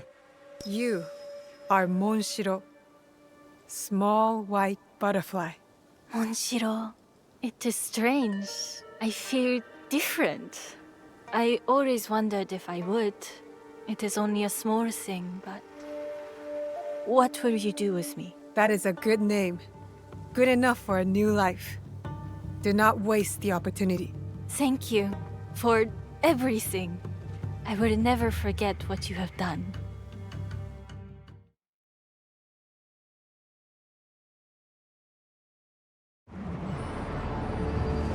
Oh, really deep winter now? Oh yeah, I've been looking forward to this. I love the fog there in the mountains. Makes you want to jump on a snowboard and keep on driving. Let's just go ahead and launch Steep or Riders Republic.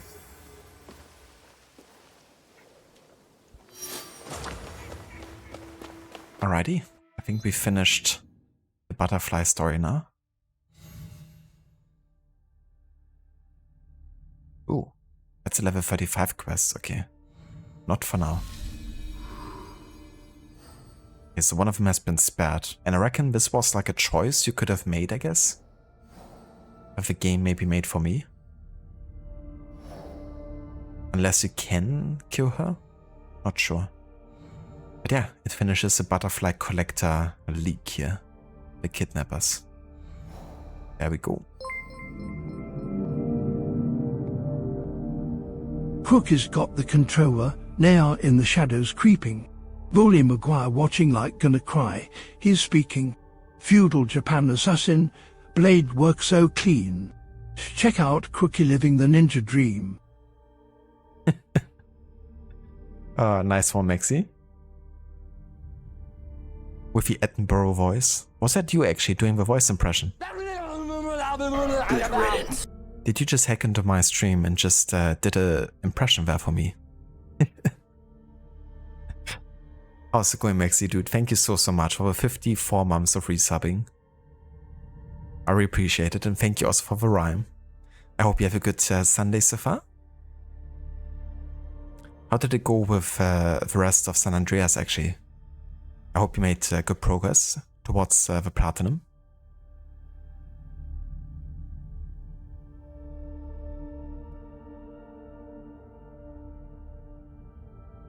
That is true, Ave. Yeah, it definitely is a shame that they didn't, actually include the speech into the game.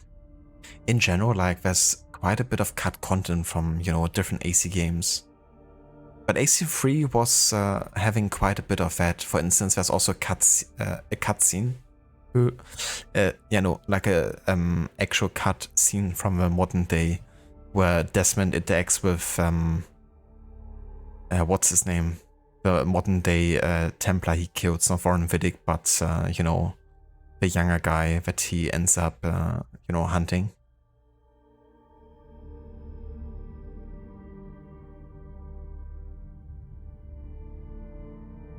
Yeah, Daniel. That's like there's a whole scene where they kind of talk to each other when he actually dies and stuff. And they completely cut that out of the game too. Which is really a shame because it could have been also like a great moment. But that ending speech for Connor, is so good. Like sometimes I just end up including it into my playthrough by just listening to it. Because I feel like it really belongs, to the game.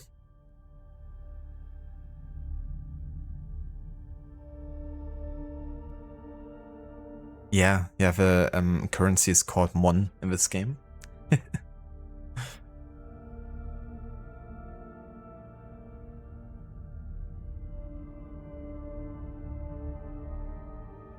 Oh, very nice, Maxi. That's great to hear. I'm glad you had a good time, and you also make good progress. Back to Mad Dog's mansion. Yeah, the whole rapper quest line is quite funny.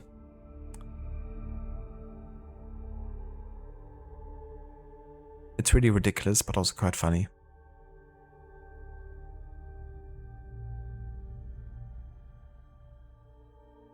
But yeah, it was Daniel Cross, the one that Desmond hunts.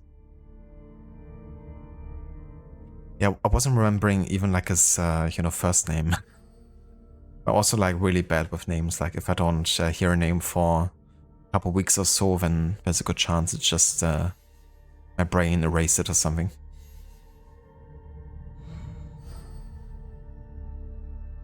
Alright, so now that we took care of the butterfly collectors, I guess we could hunt the Kabu Kimono as well. They were like one of the earlier societies we got to hunt. We could assassinate the Grave Dancer next. In Southern Osaka. At the Sumiyoshi Shrine.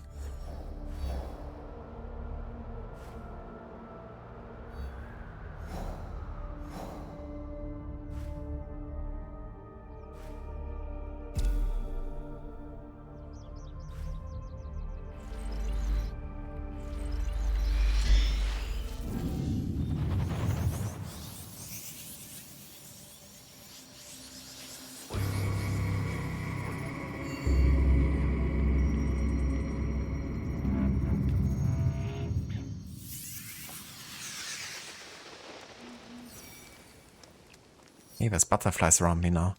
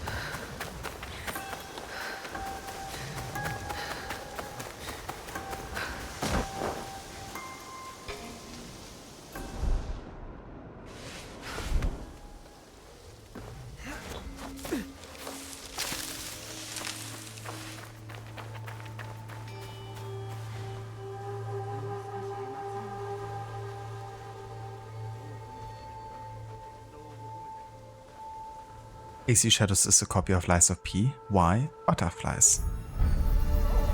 Oh yeah, are butterflies like a thing in Lies of P? Why is the butterflying? That's a good question.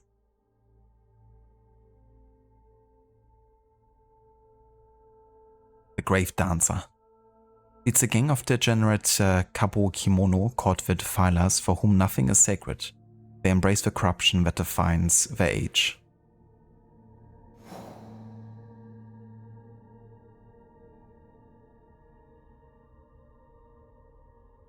You kill them to get loot. There are pink, purple, golden, and white butterflies. Ah, gotcha. I saw a bit of Necro play Lies of P yesterday. At least like on the side while I was like doing other stuff. But yeah, it looks quite nice actually. I'm looking forward to eventually play it.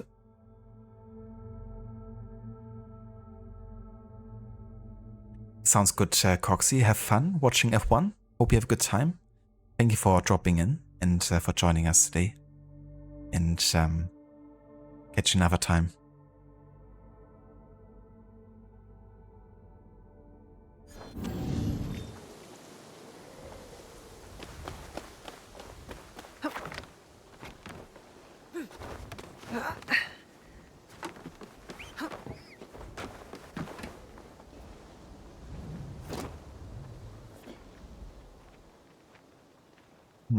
I wish I could kind of like swing around and then double assassinate them.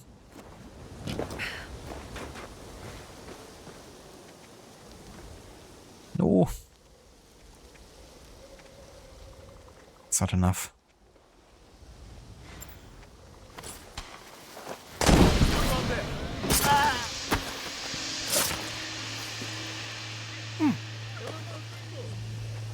Come on, let me assassinate again. Got him. A letter. It says the Kabukimono have been using the board at the shrine to post messages.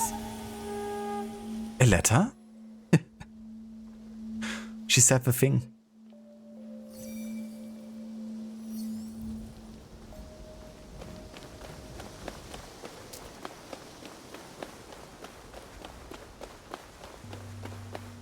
Yeah, that's totally understandable, Ava.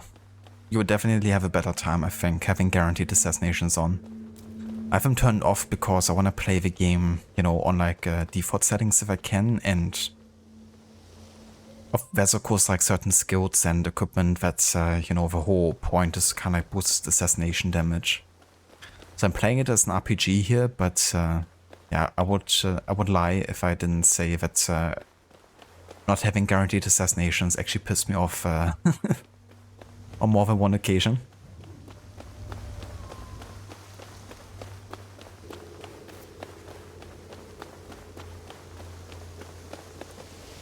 But yeah, I think, you know, having it on would be quite nice and save you a bit of frustration at the least. Nice, indeed. Very nice. Iletus? For me? Alrighty. Another one bites the dust.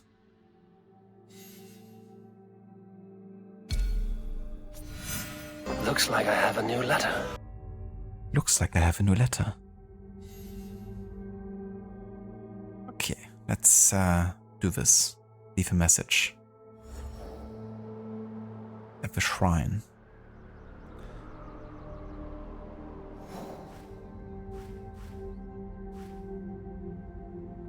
I want to see the Alliance map. Do you? You want to see the Alliance map?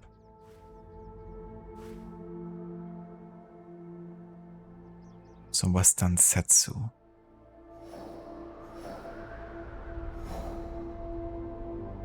Nishinomiya Shrine.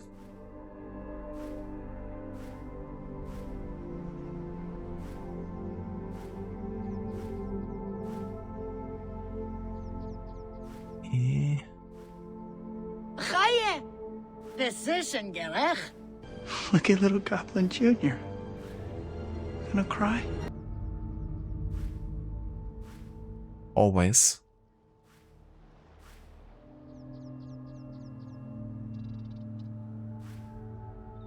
Yeah, there it is.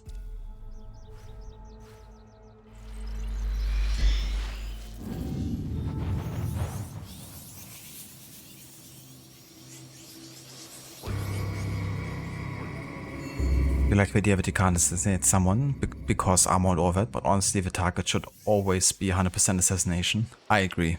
You know, if you have a main target and you have like done everything stealthy, you should be able to assassinate them, not be forced into combat, because then there's no point in playing now. You could just directly, you know, play as Yasuke.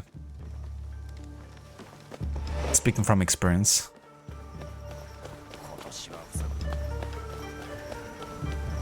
Alliance map? Yeah, no one wants to see the Alliance map, do they?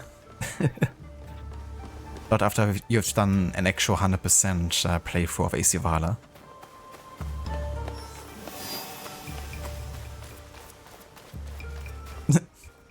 Alright, Ave. Let's do another 100% Valhalla run then.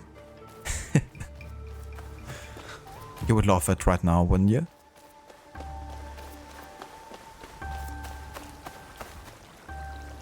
Hello there, Mita. Welcome in, dude. And good day. Hope you're having a nice one so far. And yeah, I'm doing quite well.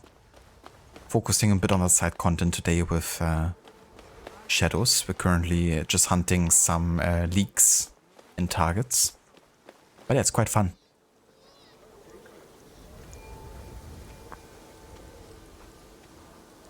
For glory, for destiny. That's something that Dex says right before the title drops for AC Valhalla. And now I have this voice stuck in my head. I'm bringing you home.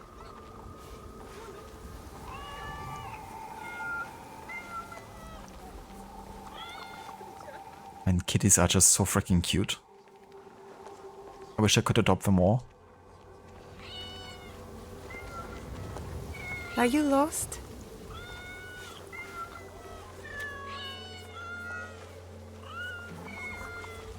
%, without DSC. I mean, that would still be more doable because the DSC is at a good chunk of time there. There are messages from Kabukimono leaders asking Ronin to join them in Setsu. That would be very bad for the people. They brag about their crimes and display their plans for all to see. Their arrogance could be my advantage. They've told me where to find them. In Harima. I can hunt them down, one by one. Or I could post a reply. Ask them to gather. Finish them all at once. I mean, that saves me time. Yeah, let's just gather them together. And then arrive as Yasuke.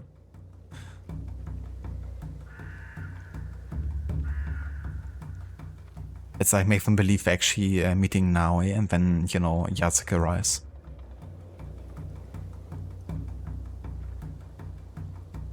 %, DSCs included. So 200% playthroughs, DSCs included back to back. That sounds like a fun time. Plus all the achievements, of course, twice. And you gotta play the last gen version on the PlayStation 4 for extra long loading times.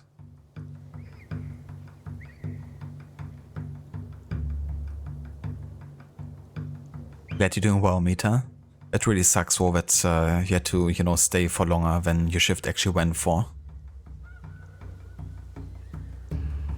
But I'm glad you had a good day otherwise though, and that you can, you know, chill and relax now hopefully for a bit.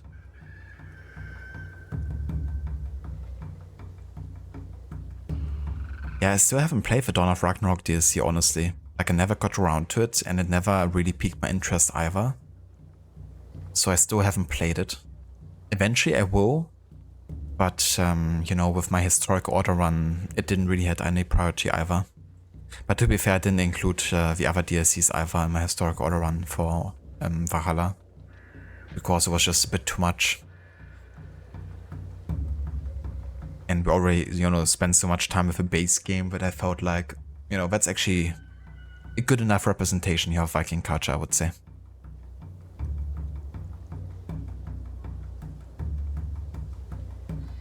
Yeah, gotta love how many animals you can actually pet in this game.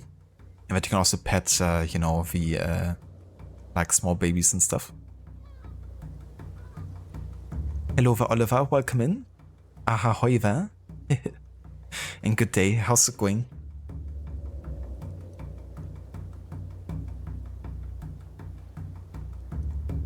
Oh yeah, Ave? Nice. So many parallels between Lies of P and Shadows, right? It's almost like Shadows copy Lies of P or something. 100%. First the butterflies, now the cats.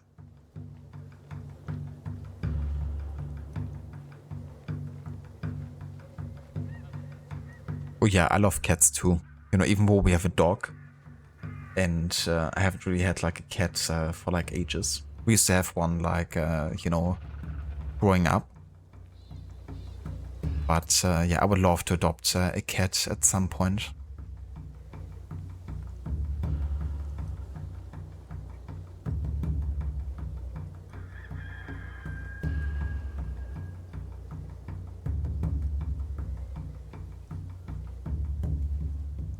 You're doing hee to the plini.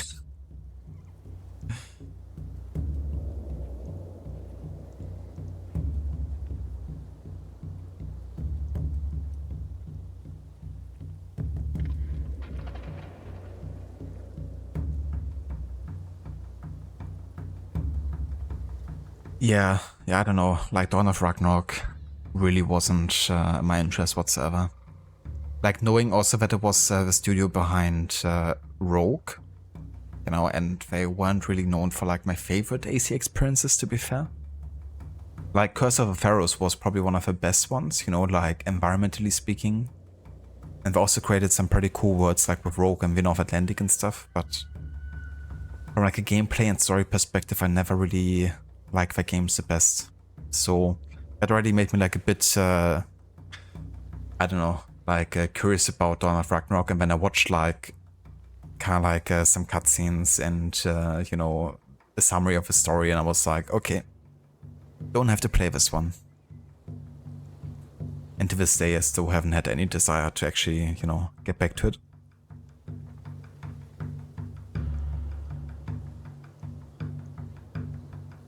Just got back from training back. Classic. I hope it went well, Oliver. That you had a good time with that Hauk back. Exactly, Ave. Yeah, it's just a one-to-one copy really, isn't it?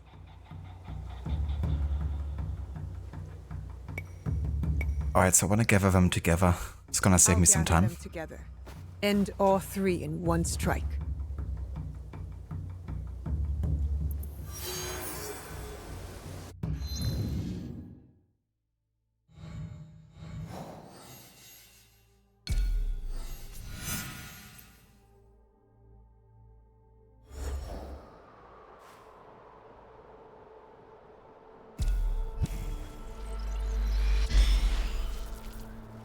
Okay, so in southeastern Harima. Oh yeah, we haven't actually been to Harima yet.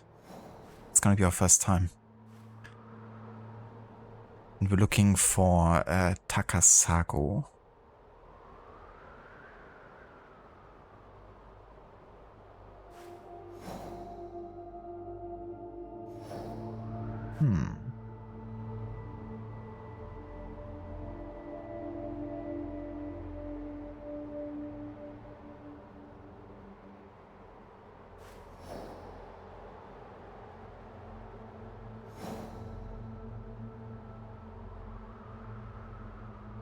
Yes, we haven't found it yet.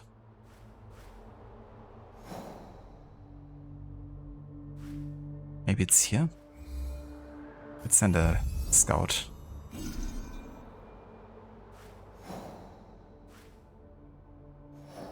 Nothing there.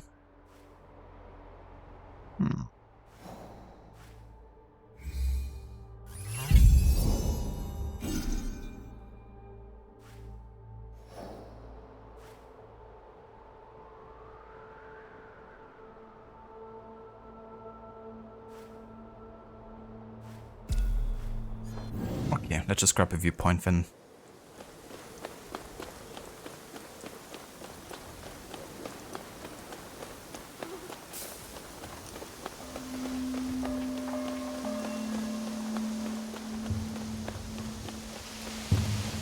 Rogue is a masterpiece compared to Dawn of Ragnarok. Oof. To have Rogue and masterpiece in one sentence. Never thought I would, you know, have a day where I would hear that sentence.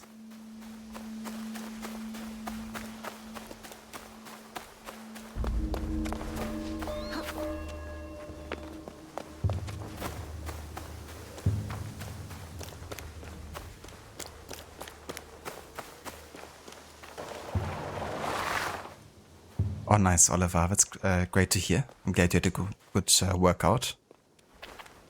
Sounds like you're gonna have some good sleep tonight.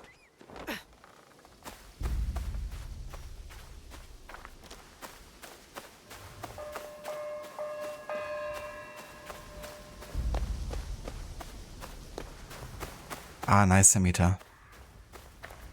I could be wrong, but wasn't the soundtrack for Dawn of Ragnarok also made by the same composer behind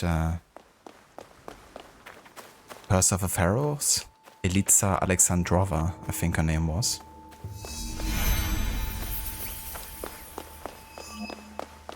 Yeah, I think she actually also worked on Rogue with the soundtrack. I'm not sure if it's the same actually, if they kept her. But yeah, Ubisoft Sophia and her, they definitely have a pretty long engagement working together. And I always really enjoyed her soundtracks actually.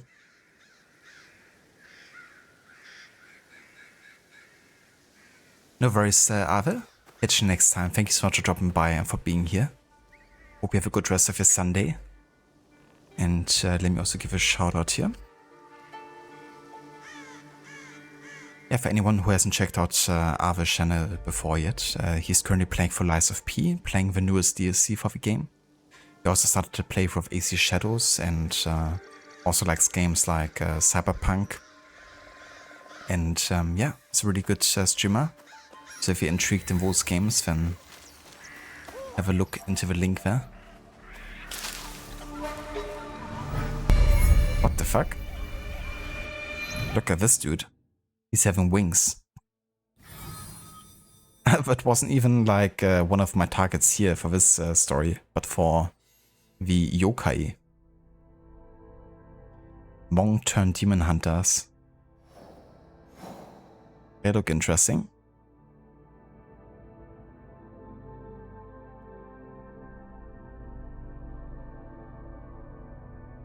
Who the hell's this guy? Same artist? Nice. It was Dawn of Ragnarok that won the Assassin's Creed Valhalla award. Very iconic award to win. And that's the verse for the shoutout Ave. Catch you next time, dude. Bird cries from a warrior. Could this be the Daitengu?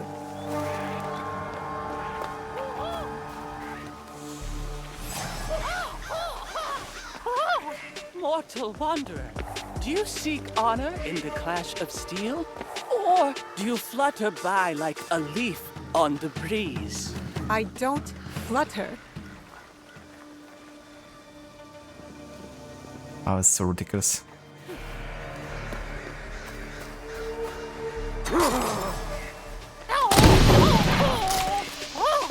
Do you see your reflection in my blade? Or do you wear a mask to protect your soul?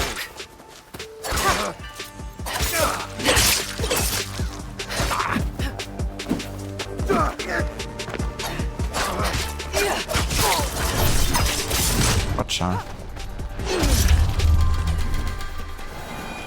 A shame. The Daitengu was always my favorite yokai. This was just a warrior who wished he was one.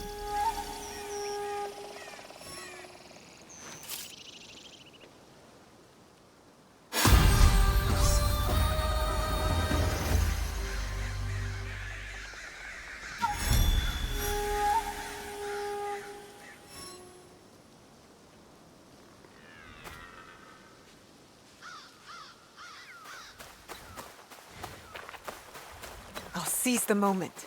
I need to be quiet.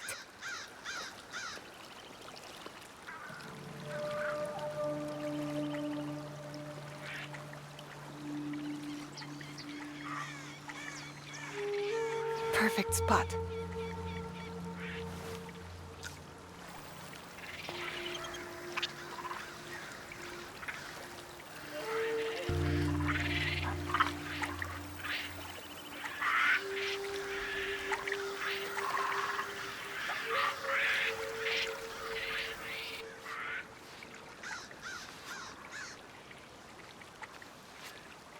Thank you, Oliver, for the GGs.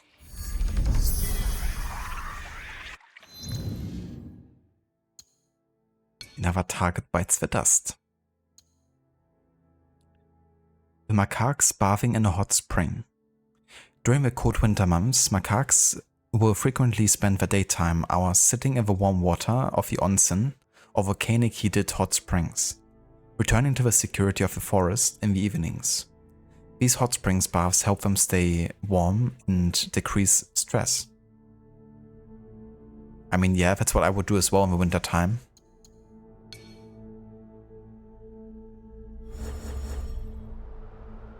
Just like go into a really nice hot whirlpool or something.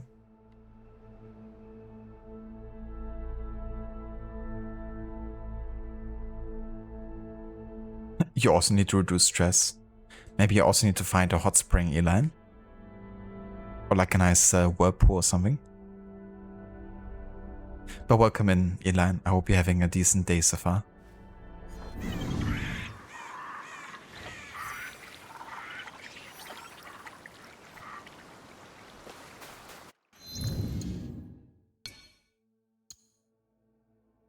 Arima Onsen. Hot springs generated by mountains and volcanoes are an important physical feature of Japan and its history. Located on the Pacific Ring of Fire, the country is home to numerous onsens, of which over 27,000 are listed, some with histories dating back 3,000 years. Even before the medieval period, their use had a powerful therapeutic and religious connection. Buddhist monks used the waters to rid themselves of physical and spiritual dirt. These springs, renowned for their spiritual submissions and medicinal properties, gained in popularity during the 16th century, particularly with wounded warriors. Arima Onsen, one of the oldest hot springs in the country, has been famous since antiquity. Emperors and aristocrats of all eras came to bath, and Kyoto's inhabitants even enjoyed the waters in the Middle Ages. In 1466, for example, a priest close to the shogun spent a month there, bathing during the day and attending banquets in the evening with acquaintances such as the shogun's painter and important vassals of powerful lords. Toyotomi Hideyoshi was certainly Arima Onsen's greatest admirer. He visited the hot spring at least 9 times, and in 1585 he visited twice in a single year. In fact, he built several hot springs and a garden inside his residence, which were excavated in 1997, restored, and opened to the public.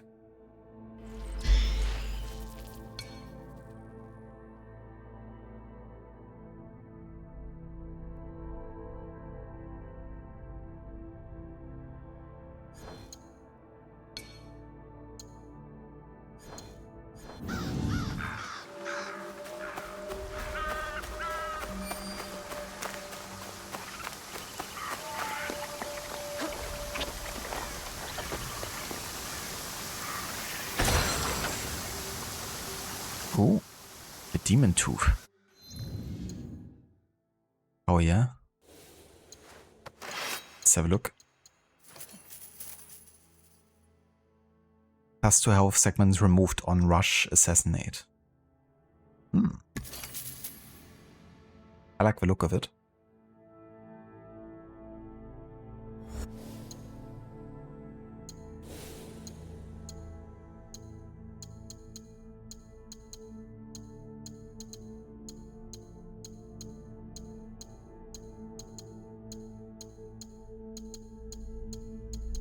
His Rush Assassinate is not actually an ability in the Kusarigama tree then.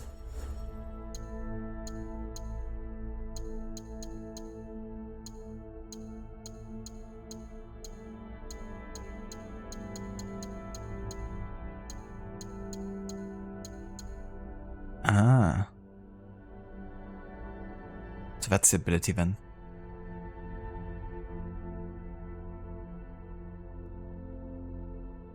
Would be quite useful to have, but I don't have it yet. Right now we're at knowledge level 2, you know, so we're actually quite far away from this being useful, unfortunately. But still pretty good at this point because of, you know, just raw damage output. So I'm gonna use it for a bit here again.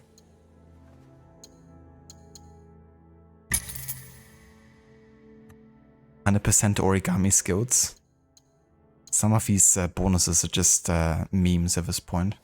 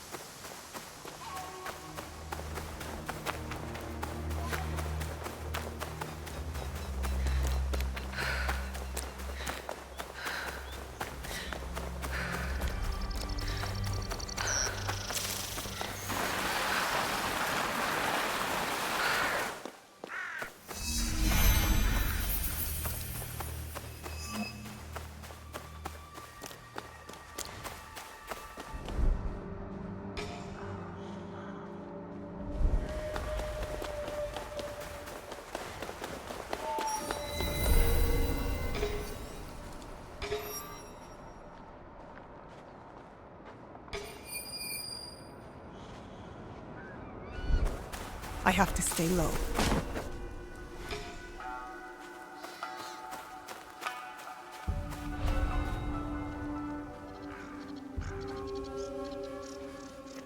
Could it be an enemy? You and me, Shinobi.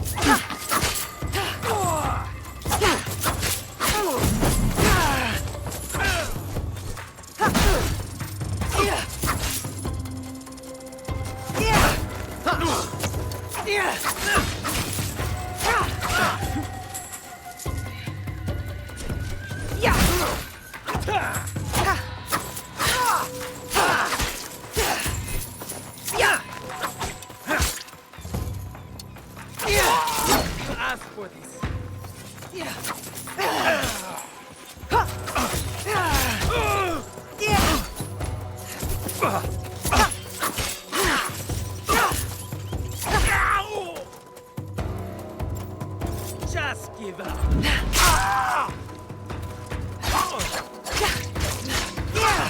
Jesus Christ, are these guys tanky? What the fuck?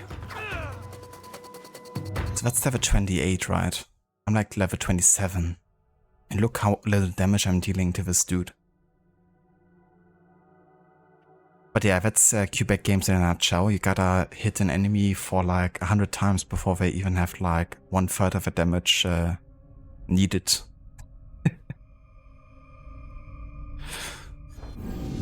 Redonkulous.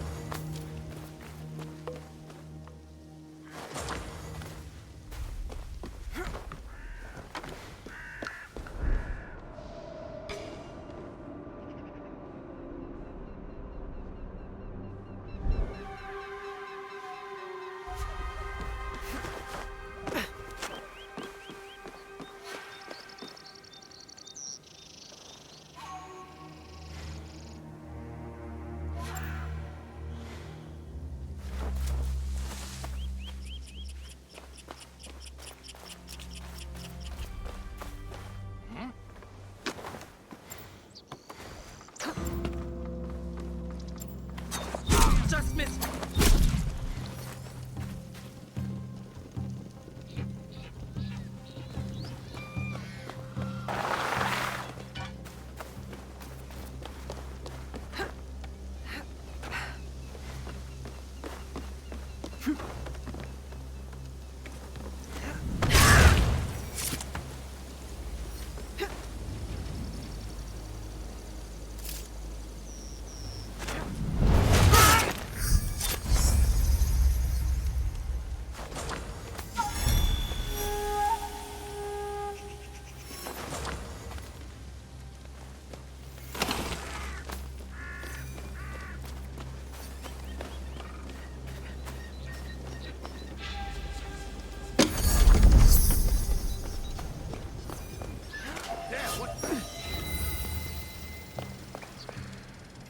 Oh, I think this is for Yasuke here.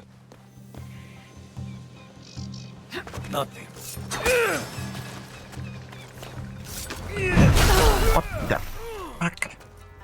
What's that?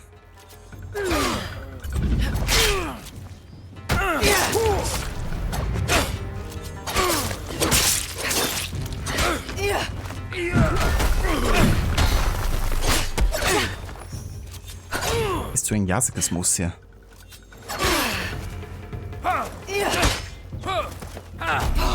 What the? Yeah, this guy is... Holy shit. Damage. That was the first time I encountered that type of brute enemy, I think.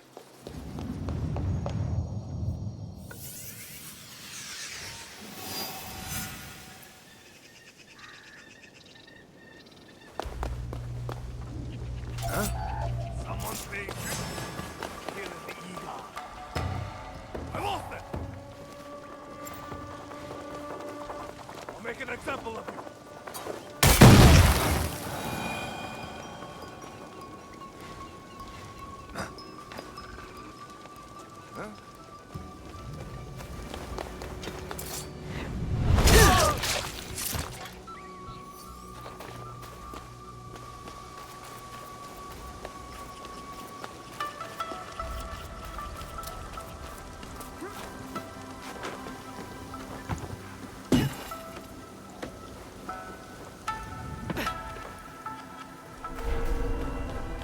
Alright, let's go ahead and have a save here, because this is gonna be where we'll go ahead and take a break for now.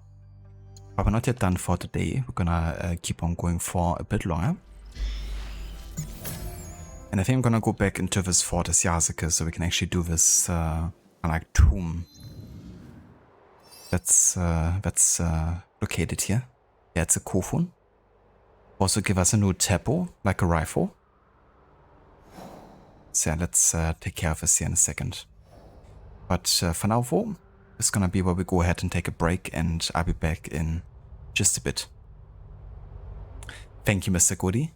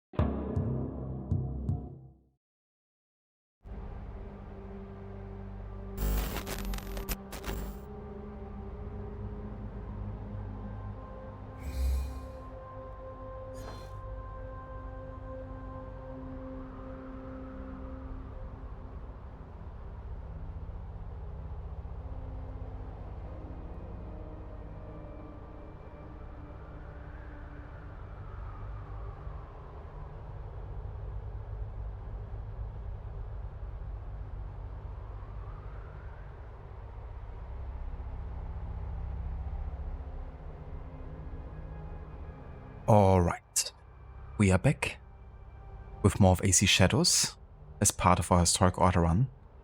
And yeah, we were just making our way to Harima because we're looking for the rest of the Kabukimono.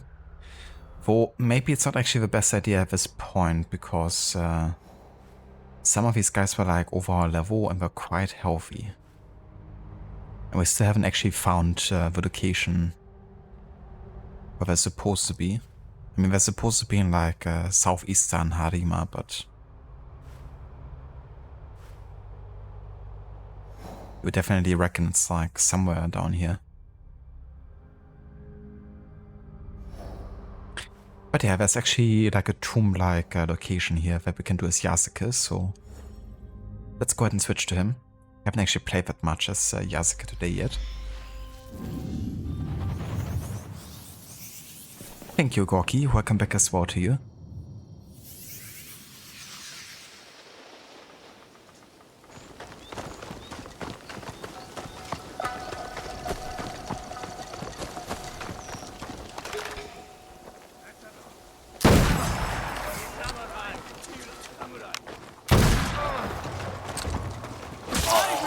Run from you!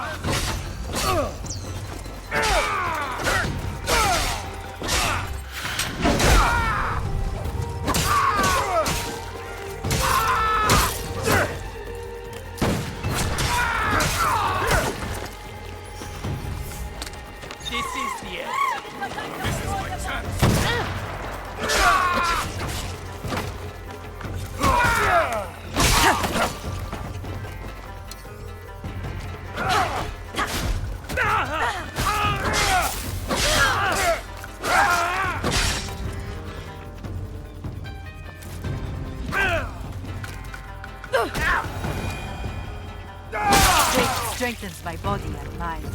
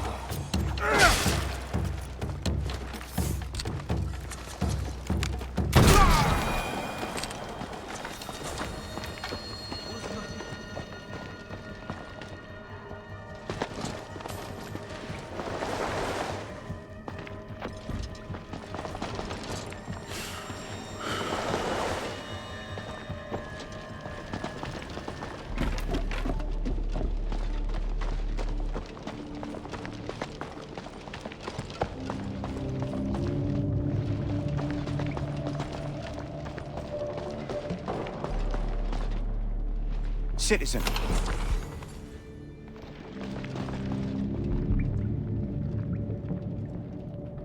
Citizen?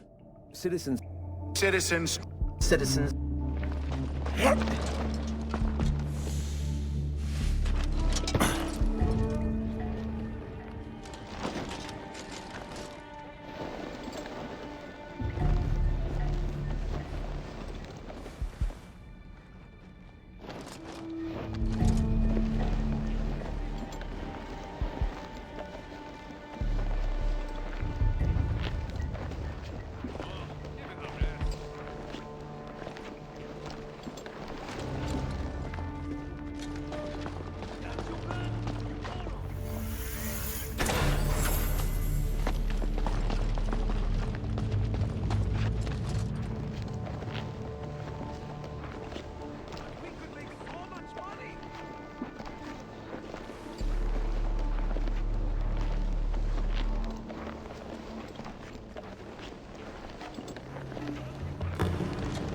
Look at me!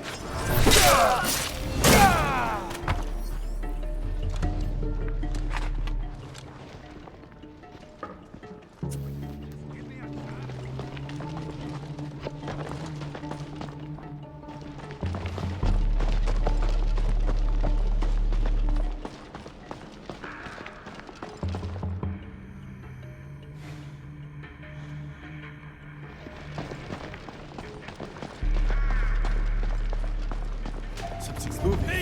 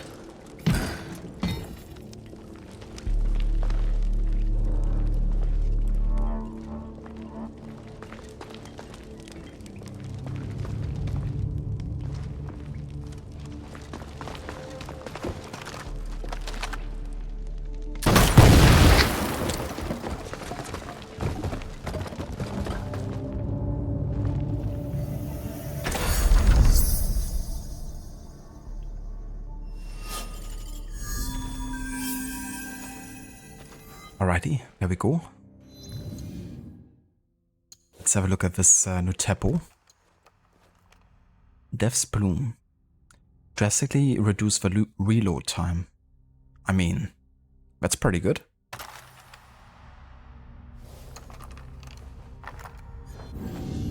Has a weapon 4 levels, so it's gonna have quite a bit of a DPS upgrade there.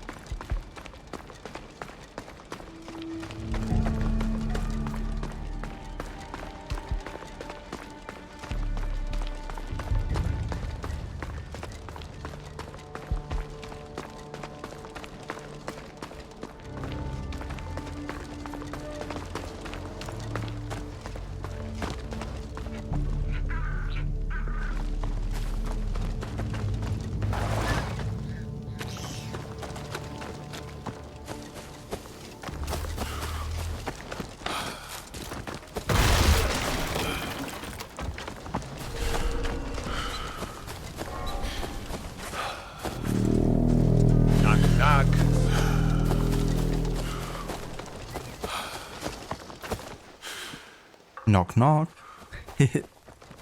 Hello Verot, welcome in dude. Thank you so much for the raid. And how's it going? How was the rest of AC Syndicate today? With the reign of the rooks? How far did you get with the story? Welcome back, Amita. And yeah, Shadows is going pretty good. We've been focusing a bit more on the side content today. I hunted down a couple different leaks and targets. And yeah, I've been having some good fun with that today. I guess that stuff will never get old to me, you know, like actual like hunting of targets.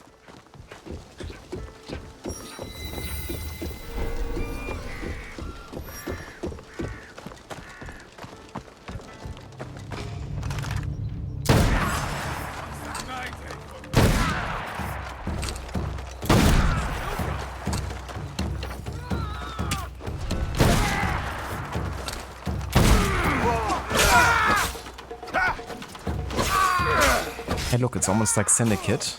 A headshot doesn't actually kill the enemy.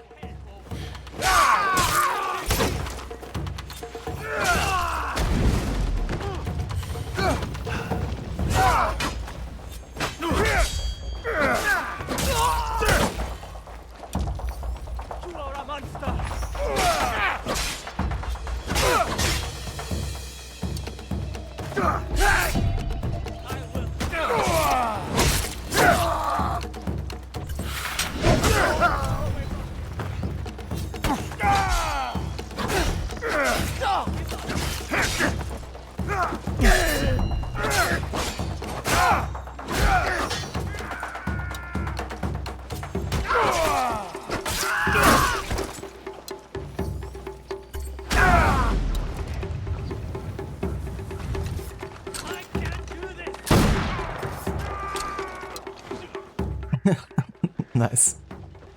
And he didn't took any 4 damage, did he? Wow.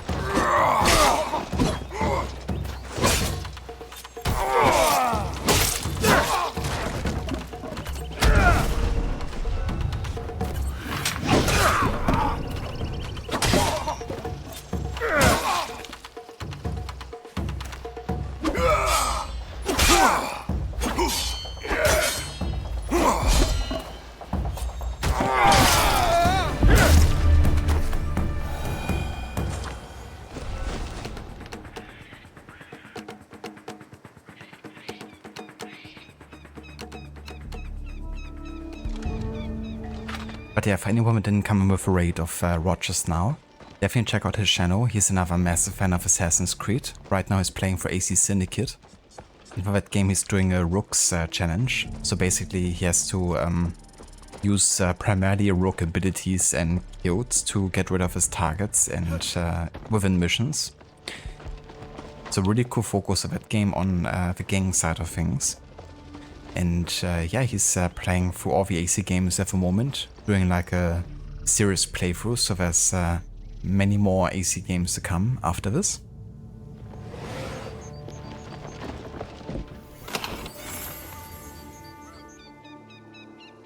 Hello there, Nick. Welcome in as well. Thank you for joining in with a raid.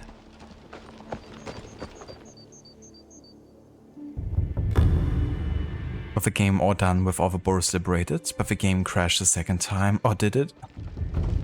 Jesus Christ. It's so freaking annoying. And then have like the entire, you know, like stream end on you as well. But that's awesome too, that you got the game done and also all the boars liberated. That can be quite the grind, especially with, you know, the kidnapping missions.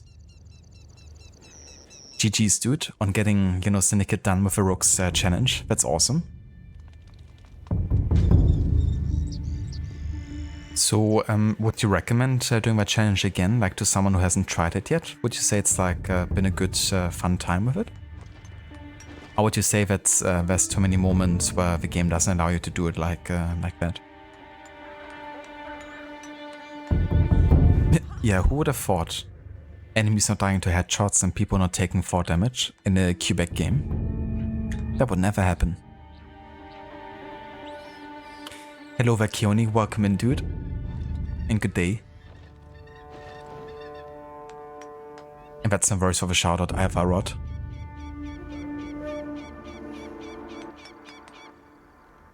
Happened during the mission where Jacob steals the carriage. So right at the end then. Actually, hold on, which carriage are we talking about? Because there's of course a royal carriage, but that one Evie steals. So must have been another one.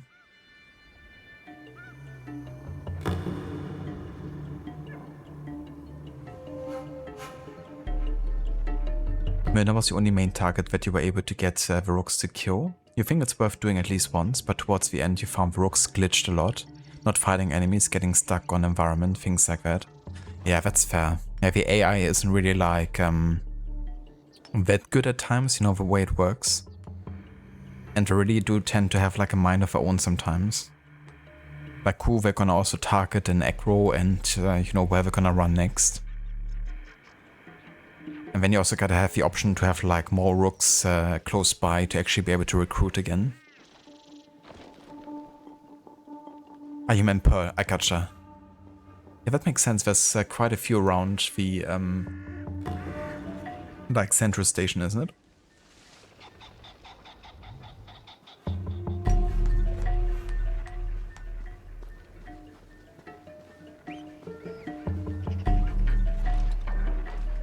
But I'm glad you still had like a overall, you know, fun time with it. Even if it didn't, you know, work out for all the targets.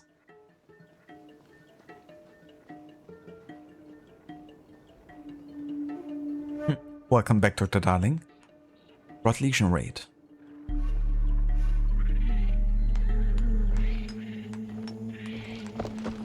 Okay, I think I actually want to change to now here to advance further. Looks to be another, like, fortification here.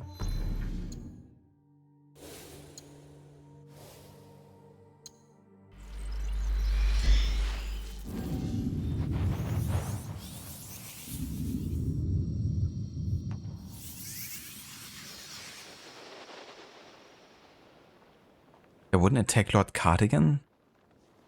It's like, we refuse. We follow you to the end of the days, Jacob. But I won't do that for. We're not gonna kill the Cardigan. Do you know who the Cardigan is? He's like the hero of Crimea or something like that. No Indian tiger could best him. So neither can the rooks. That guy's so full of himself, it's kind of funny.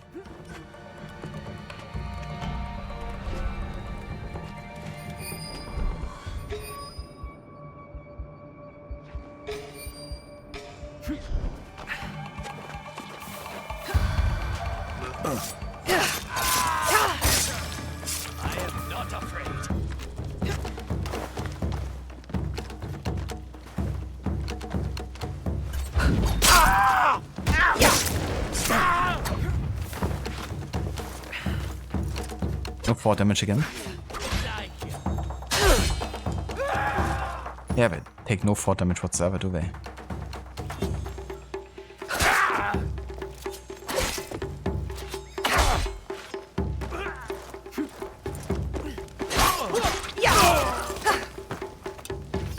At least not from, you know, height like this.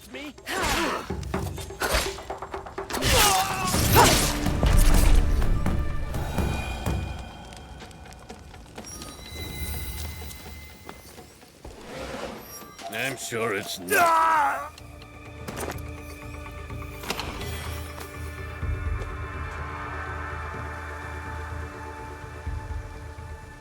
I got inside the building with Jacob and fought his enemies. What a prick. I love when Jacob says that.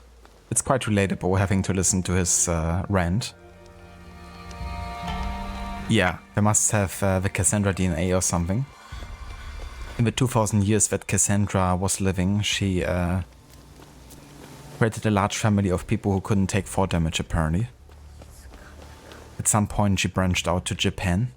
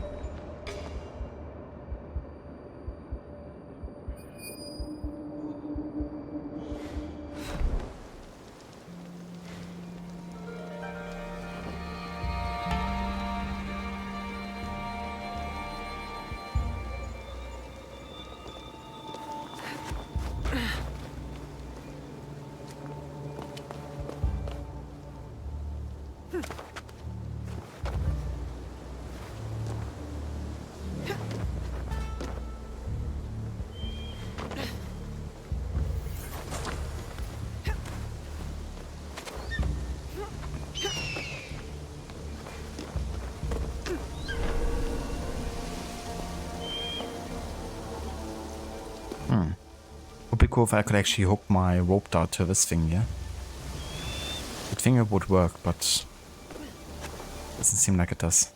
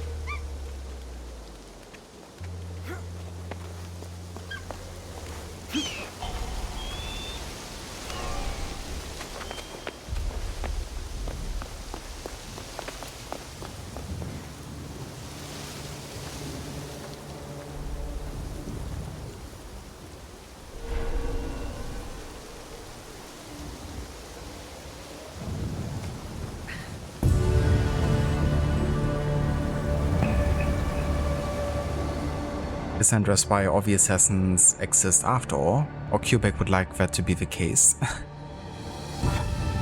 If they could just make every game about Cassandra, they would. You still haven't decided what to do with the Chronicles games. You're sure you come up with something, but you don't want to do a challenge that will extend the playthroughs too long. I don't blame you. You know, they can also tend to be getting a bit frustrating, you know, quickly. Of course, they're not that much of a long game, so already extending the playtime by a few hours, you know, can be quite a lot. But yeah, maybe like more of a fun challenge that isn't necessarily like difficult or, you know, like punishing.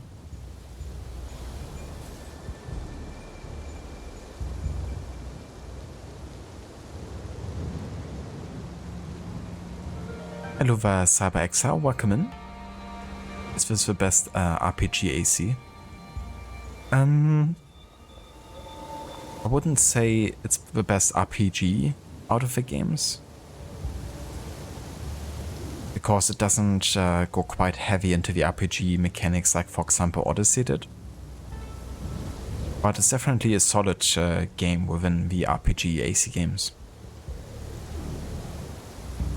But yeah, you're more playing like archetypes and it's less about the RPG, you know, elements. Though they're stronger than they were in Origins or Valhalla, I would say.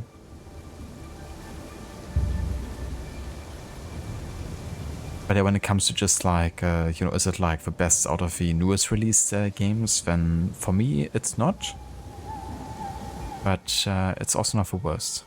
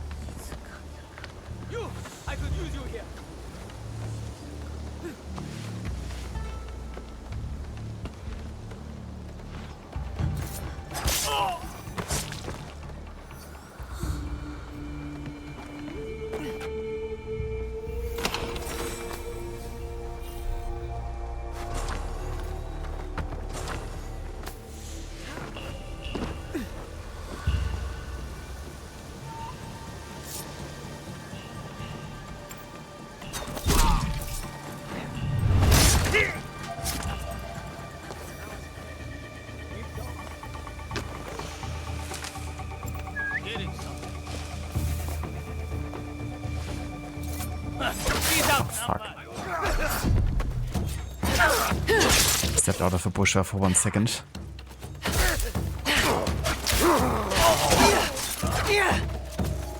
That's not good.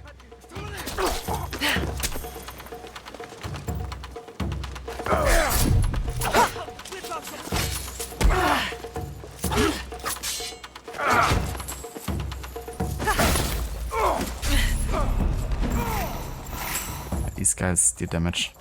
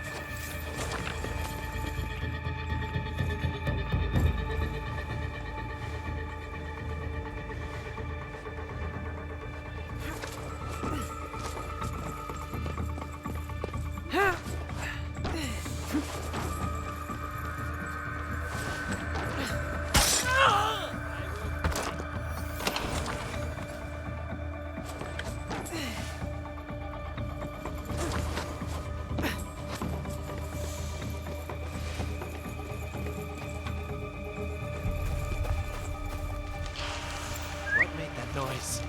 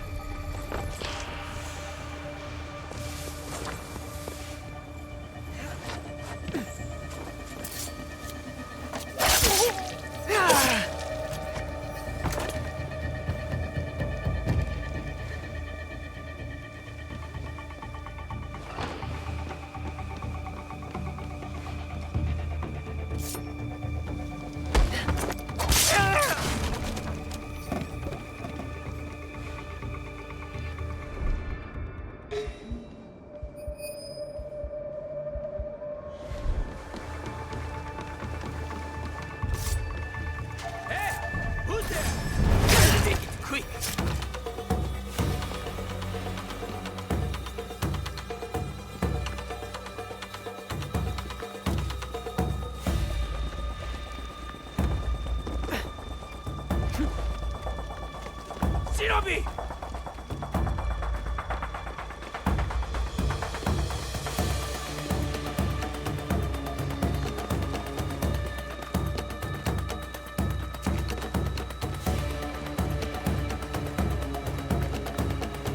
Show me your what?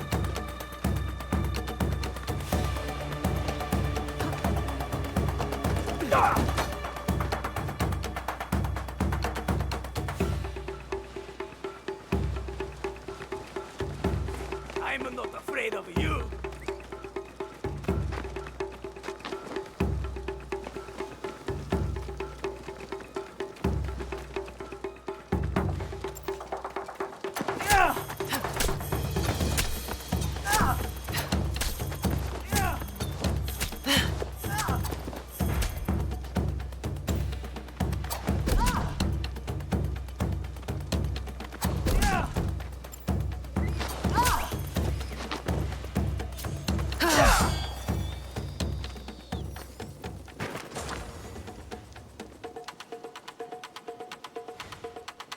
This is Sparta!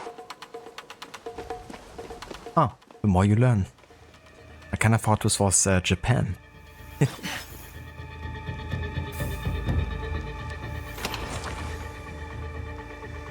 Oh, that sucks, Dr. Darling. I'm sorry to hear that you're still having a headache.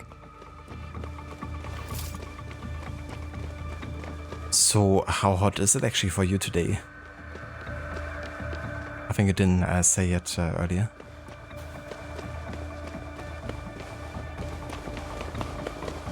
Japan, Sparta, same difference. That's true.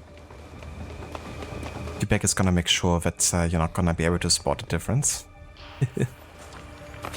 Yeah, no, just kidding. But hey, you still have a Sparta kick though, so there's at least something reminding you of Sparta.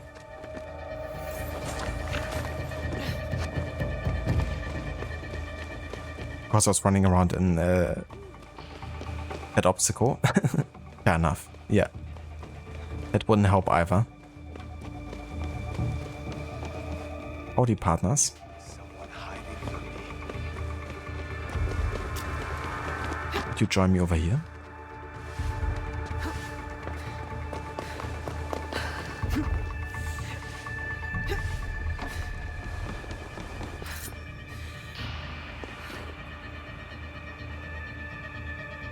This guy can't assassinate at the moment.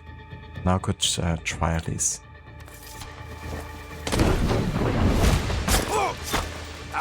Big fella.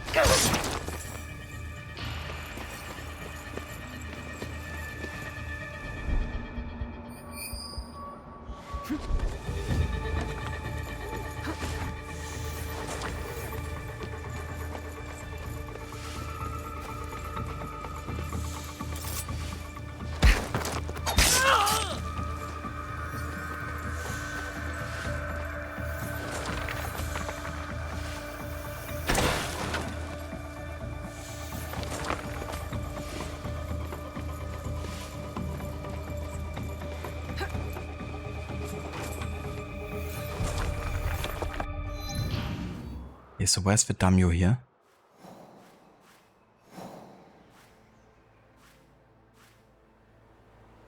It doesn't seem like there even is one.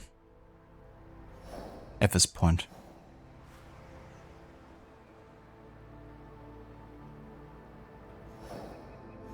But then maybe it's something that's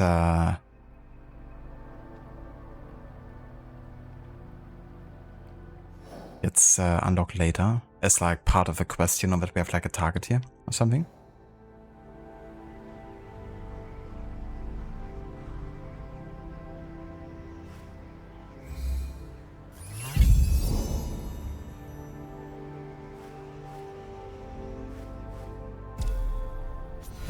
That's where our targets actually are. Let's head over here.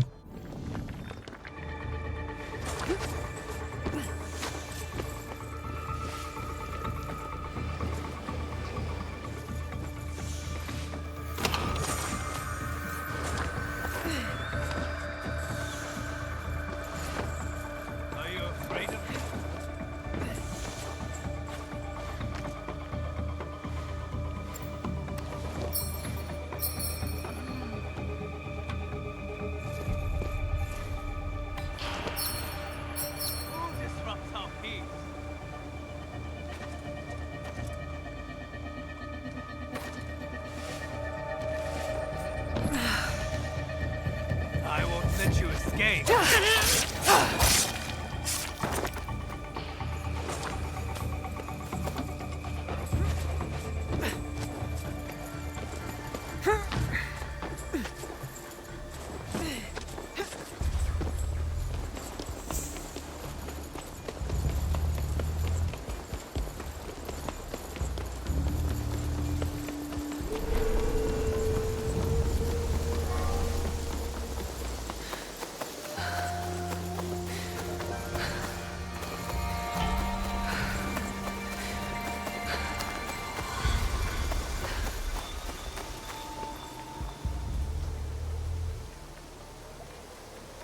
When we do the Australian set game, it will look like this too.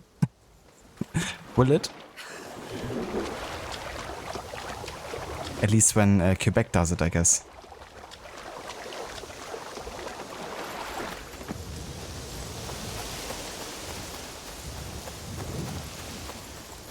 I think we'll probably bring Cassandra to Japan too. I think she can fight with Yasuke.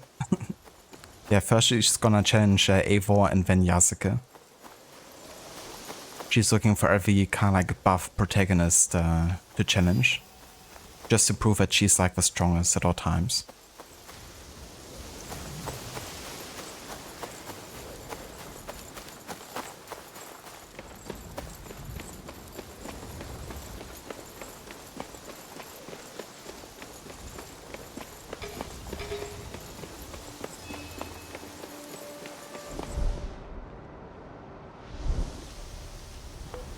Okay, so basically out of ammunition here and it's 3 targets. So I'm actually gonna change the Yasuke for this one.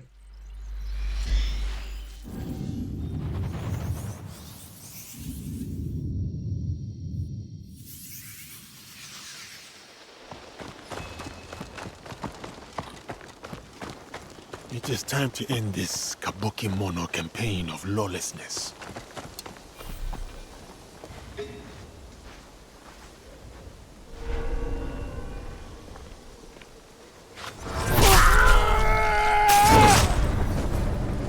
I must be ready for a fight here. Back up.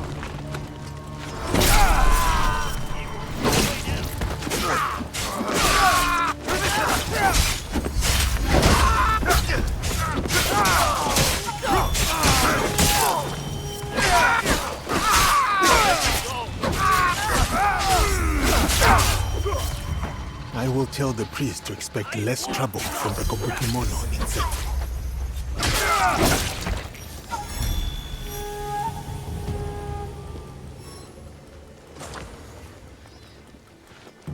Well then, didn't expect to have so much help here.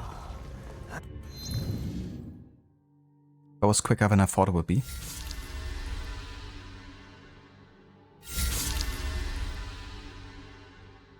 The Laughing Man was an elite Kabuki-mono with a voracious appetite for power, was recruiting all Ronin who could stomach his campaign for consumption. He was driven by insatiable hungers, and he's now a feast for the worms. The Corrupt Blade, an elite Kabuki-mono, was corrupting the minds of directionless Ronin, twisting them to his dark, destructive desires. Corrupt Blade was a nihilist who believed the world was too corrupt to go on. His life ended before the world did. And the Peacock, known for his flamboyant style, looking to attract all Ronin to his banner. He was a colorful adversary who distracted his prey with flash and dazzle, but he made the fatal mistake of placing style above skill. And there we go. All of the Kabukimono are hunted down. Let's talk to the priest.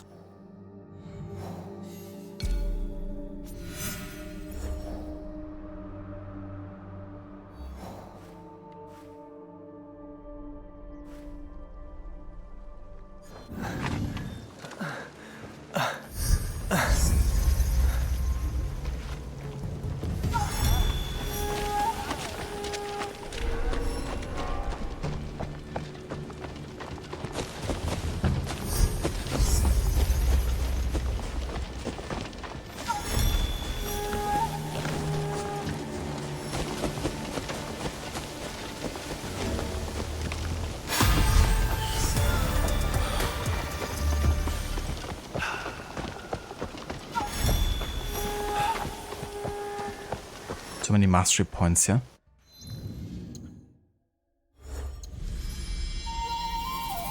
Oh, nice. Knowledge rank 4. So, let's have a look what we could get for the long katana.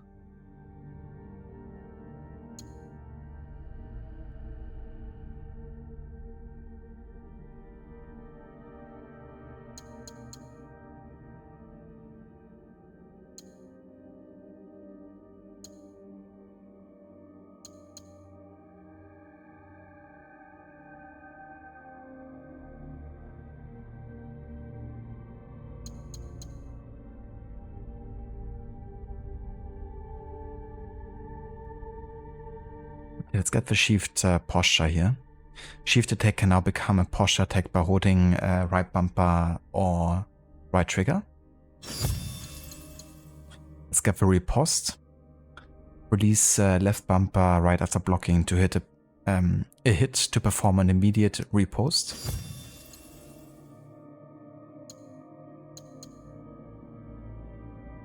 Let's also get the payback ability. Give 3 powerful strikes to a single enemy, each dealing 35% ability damage and restoring 10% health.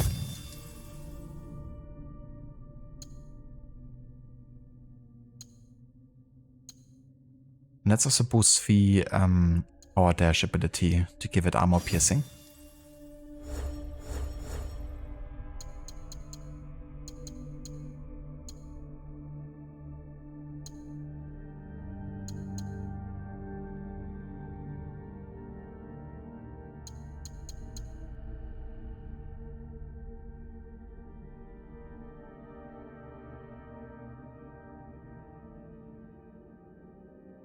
Oh, very nice, Dr. Darling. That sounds delicious.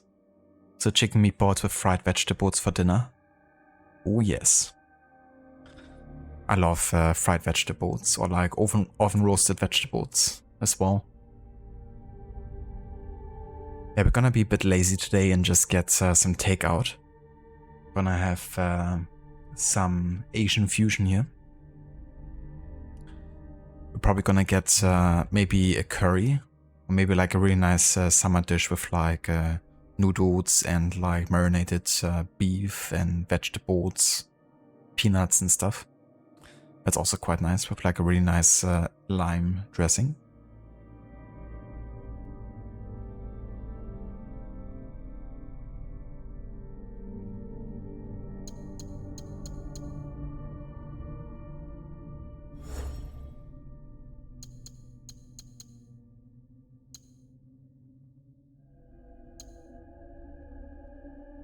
Oh yeah, let's actually boost our assassination damage with Yasuke.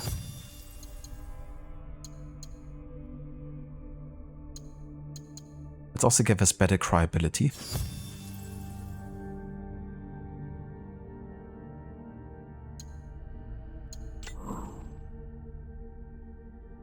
Ah, so I can only have like one here, do I? Huh. So I have to replace the Sparta kick ability, pretty much. That's a bit annoying that you can't actually have both of them.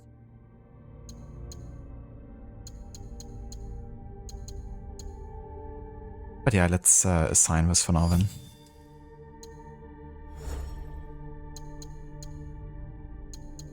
I haven't really boosted the bow yet, but we will eventually. I'm just focusing a bit more on the tempo right now because it's kind of like a unique weapon type.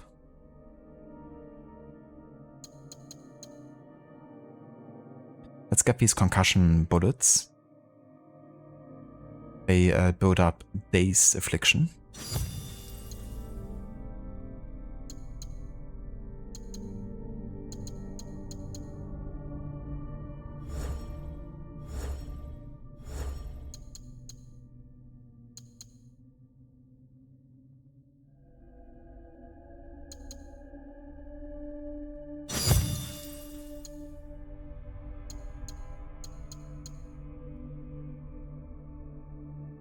Okay, it works for now.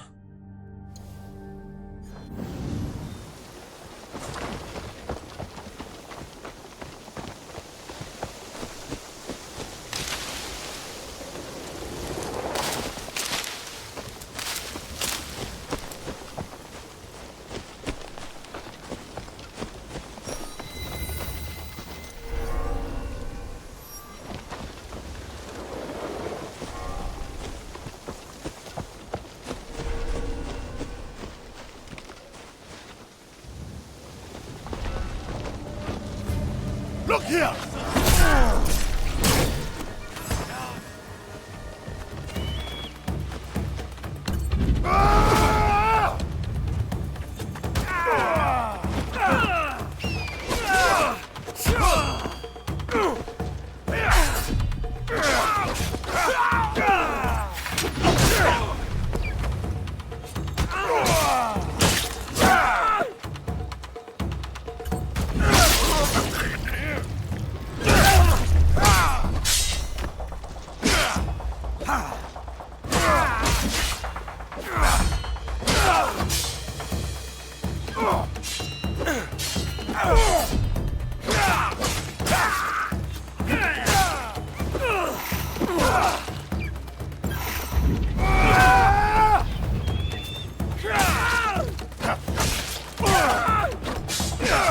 These guys are a bit high level.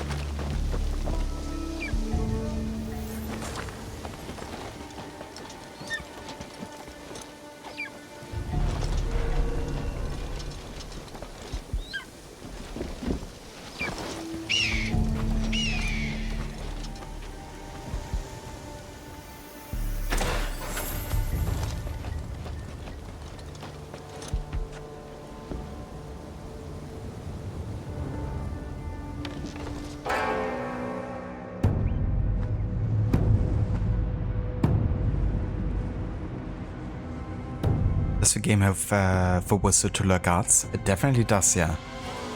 You can whistle both as Naoi and Yasuke. And it works, you know, very similar to how it does in other AC games.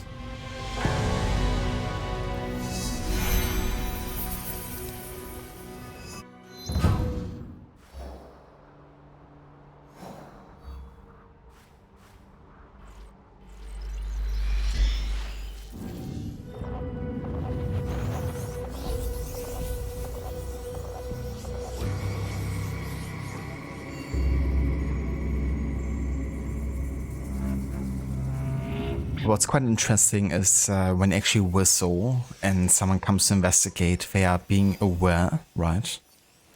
And that actually changes whether or not you can assassinate them sometimes. Depending on the enemy, they might be more aware or they have like more experience as an archetype.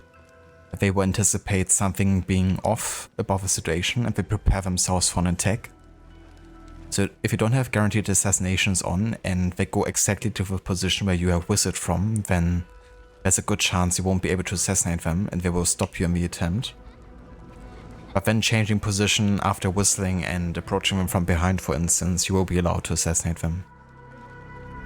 But that's something I actually quite like, because it makes sense that you wouldn't be able to assassinate them, you know, given that it's too obvious. It's similar with like approaching one frontal and they have like a second to see who you are. So sometimes you won't be able to assassinate them either in that situation.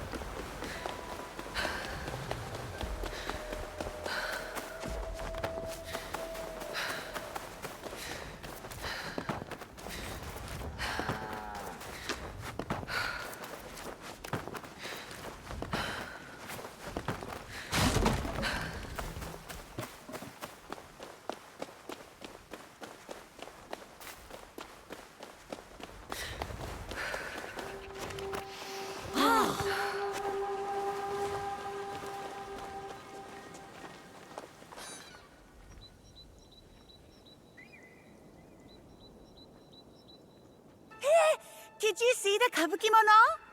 I saw them, and, they agreed to stay far, far away from Setsu.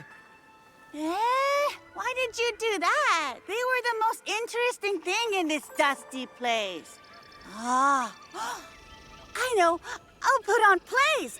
Keep their stories alive. Oh, like they do in No Theater? Oh, no. No plays are boring. Mine will have more songs.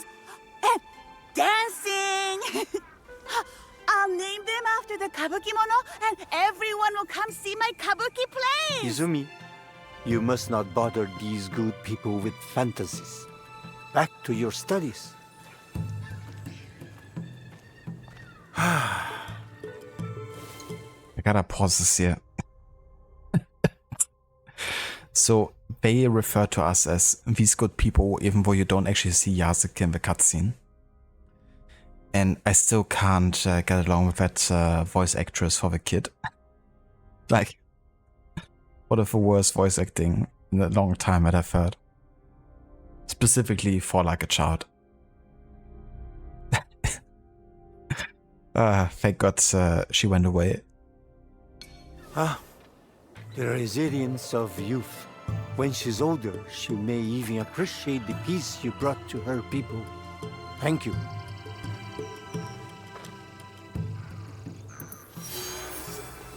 But yeah, the child voice actors haven't been very impressive so far in the game. The ones in the previous AC games were a lot better chosen. But really feels like it's like 40 to 50-year-old woman that they cast to voice the children or something.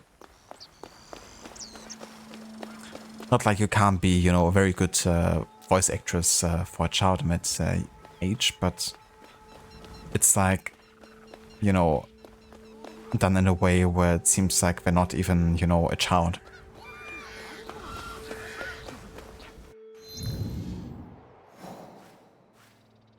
Like, a way of speaking may, you know, be an attempt to, but the voice themselves isn't really altered in a way where it makes you think, oh yeah, that's a child. You know?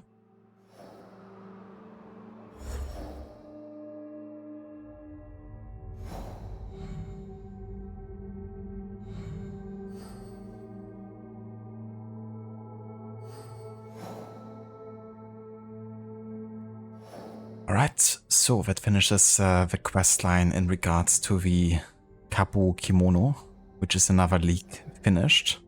So we got now the Kabu Kimono finished and the Butterfly Collectors, as well as the Twisted Tree.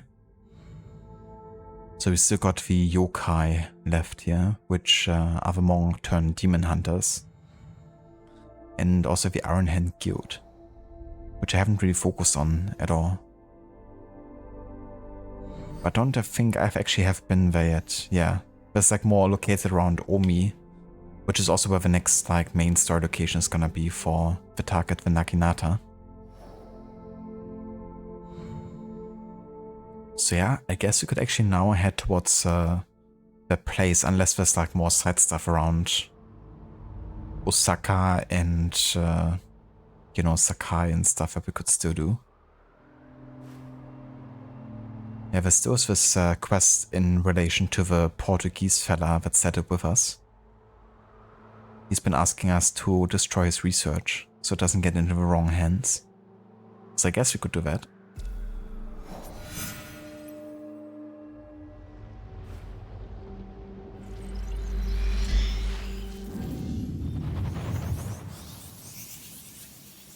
Valhalla was also so bad. Yeah, Valhalla had some pretty bad voice acting as well at some times. I really like the voice acting for the main characters and the main story. And they chose some pretty big names from, you know, shows like The Last Kingdom. But yeah, there were also like things like inviting an American football player, I think, or baseball player, I think it was.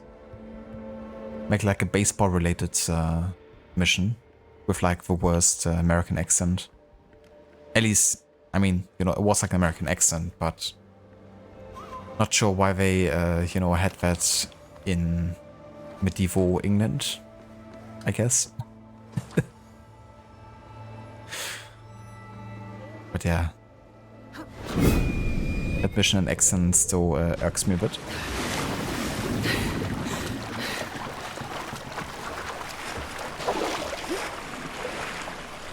Hello there, Code, welcome in.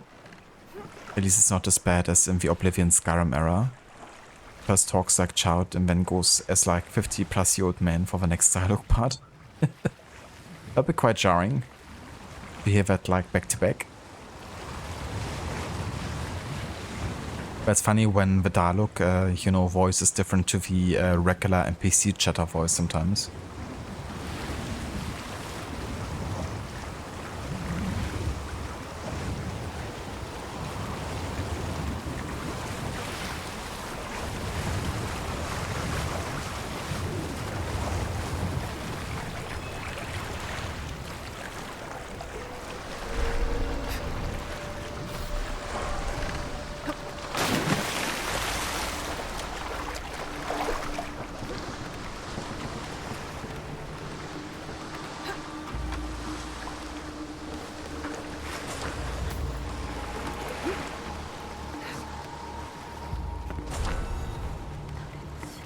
I've never seen a ship like this.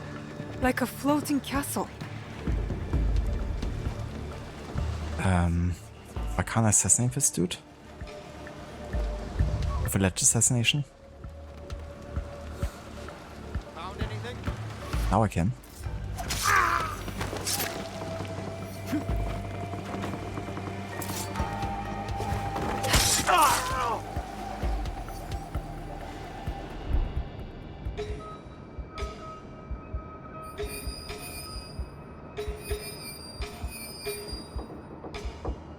What do you see?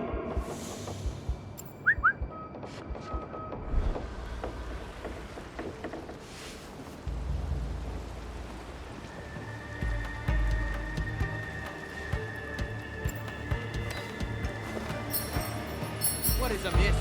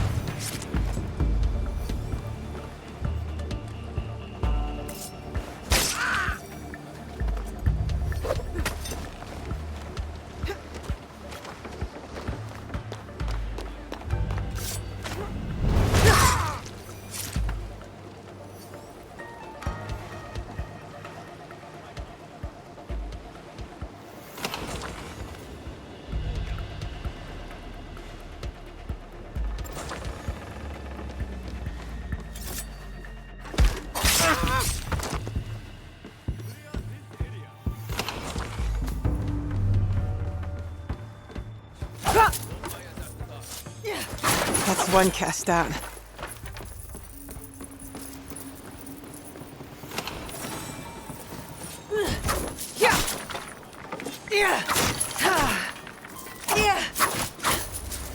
Another destroyed.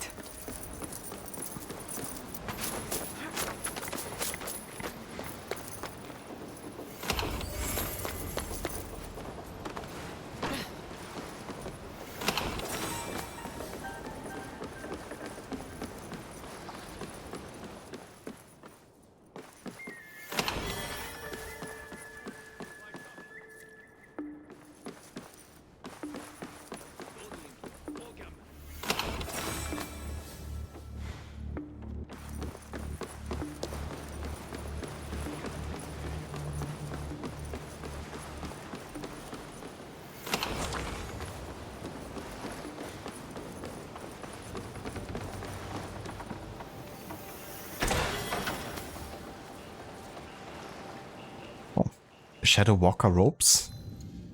Interesting. We definitely need it because we're still rocking level 29 armor here. Oh. Doesn't look half bad actually. Would be cool to have it in other colors, but it kinda suits her in a way. I like the cape thing with it.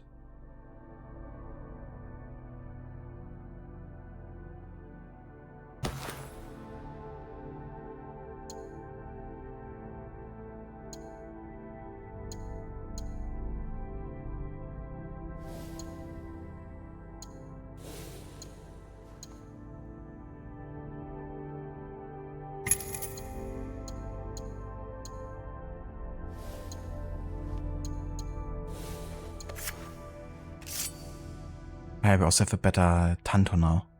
The artist here. 6% damage with consecutive hits. I mean, that's pretty good.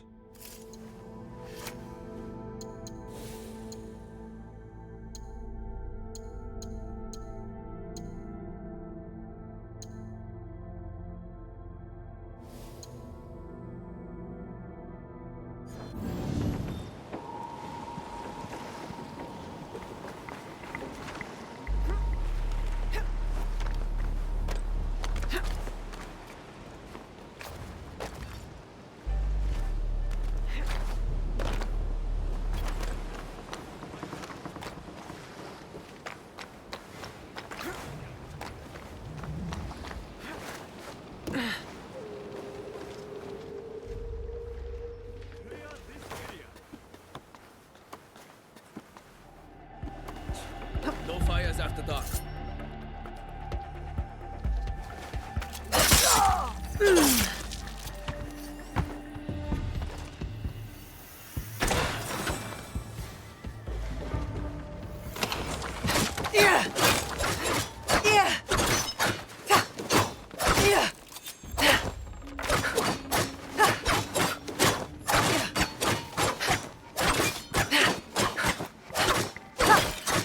Two hours later.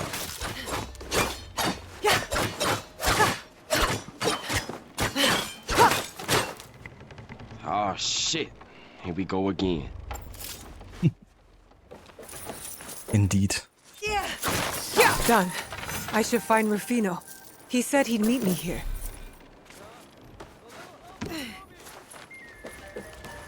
You want forgiveness? Get religion.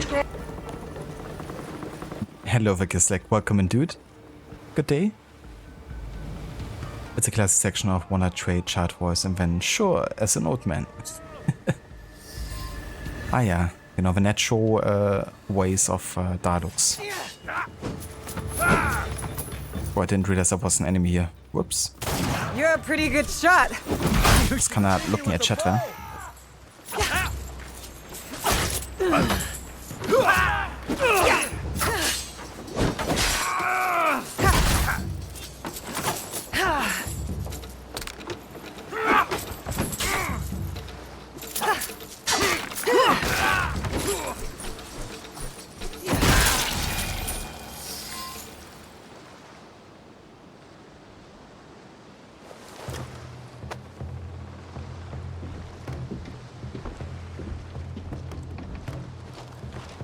What is that? We destroyed their research, but some of the kill contracts have already gone out. I should have acted more quickly. So this makes sense to you? These people communicate in code, shield themselves with monikers.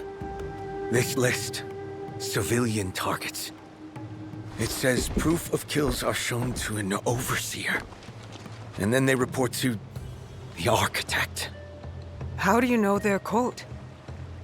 Early in my investigation, I found a cipher. I just hadn't seen the other side of it. This symbol, there's no mistaking it. It is not part of their code. The cross in red? Yes, I think it's meant to reference their leader. Are you familiar? I do not know their name. Only their deeds. Yasuke? Who are they? Schemers. Murderers. A rot that must be burned out wherever it takes hold. Then that's what we'll do. Cut our way through the killers, find their overseers, and track down this architect. But you'll save the civilians first, yes? Your heart is in the right place. Of course. Innocence first. But then, this architect and everyone associated with him will pay. All right. Meet me at Tomiko's if you find anything.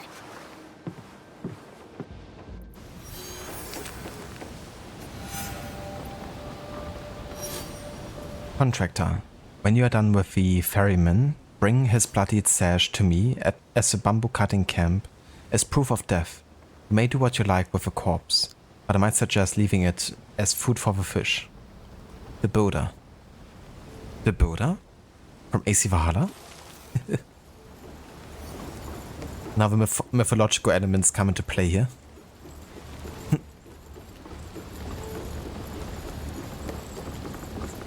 Milady, Milord, the Ubisoft, I mean Abstergo. Same thing really, isn't it? I like to work together, as is established.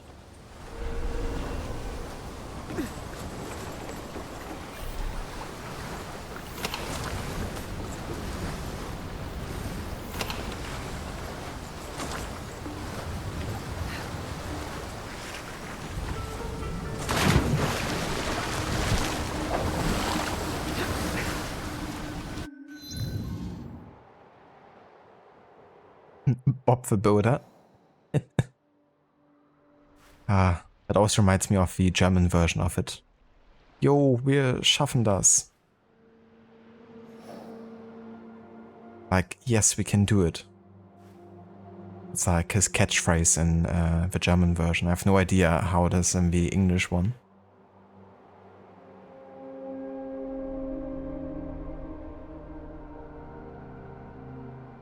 Can't wait for the dragon riding DLC. Oh yeah.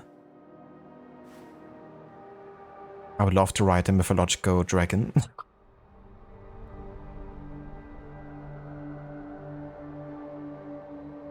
The Buddha's probably hiding the Alliance map. That would be typical.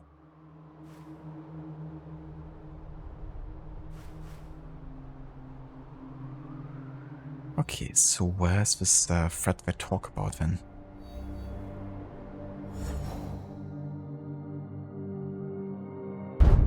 Ah yeah, down here. Hey, another society we can hunt.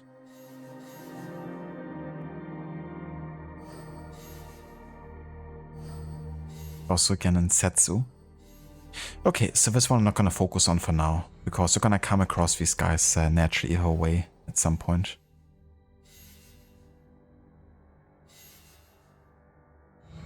I think we're just really gonna make our way to Omi now, honestly. It's like the next major location here, where, you know, a lot of the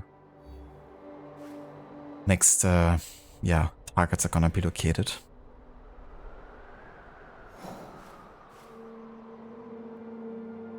But yeah, there's still a bit more stuff we could do though. Can still meet with Genojo, but honestly I have not much of a desire to actually see him right now.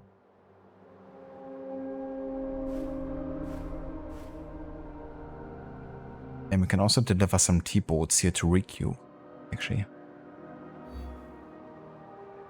And Omi is like over here, like we're gonna go to Azuchi next. Yeah, let's go ahead and go there now.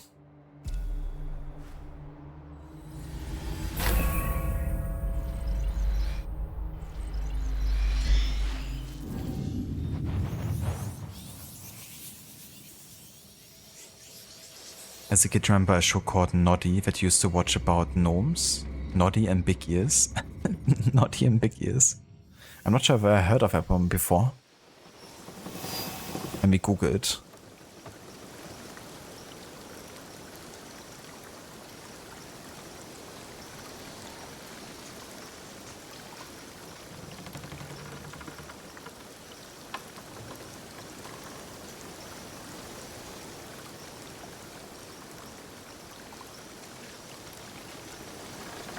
Ah, it's like based on an Enid Blyton novel, isn't it? Ah, yeah. Yeah, I have seen these guys before. So it's like based on British television as well. Yeah, I don't think it was like super popular in Germany, I don't think, but definitely have seen them at some point.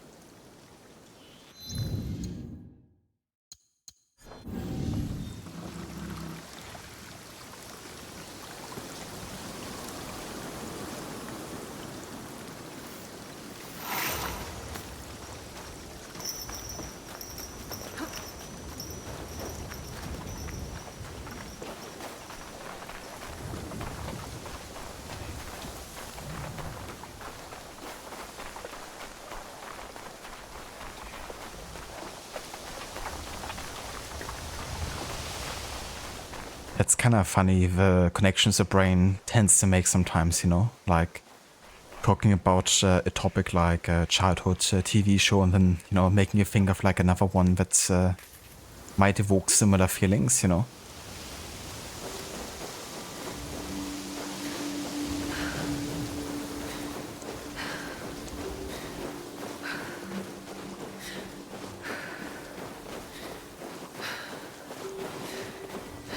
Ah yeah, Heavy Snow. Oh, I missed you since AC3. You know, many people don't actually like Heavy Snow in games when it kind of like slows them down like this. I don't mind it too much. You know, if it adds like an element of realism, I'm actually kind of in favor of it. But I can totally understand that you're being kind of like more of a nuisance.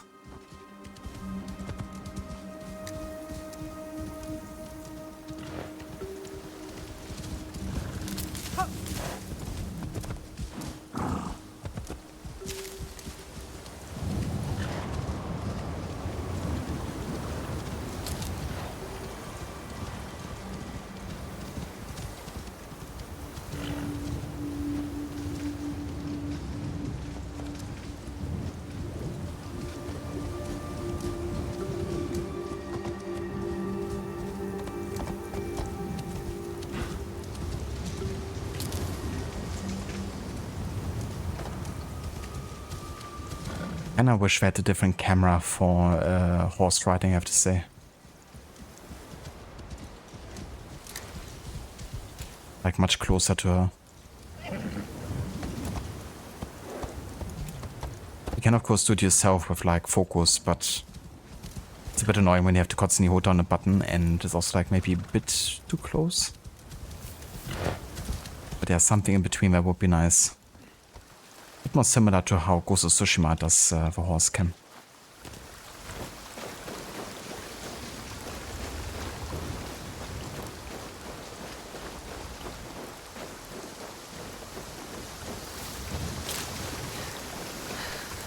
Do I know Brum or Broom? It does ring a bell. I'm not too sure right now. I can also Google that.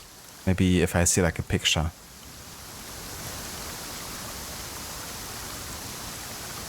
Ah, right. That was there was the car with the eyes. Yeah, I remember this. Holy shit! Yeah, I haven't thought of this forever. I used to watch this as a kid.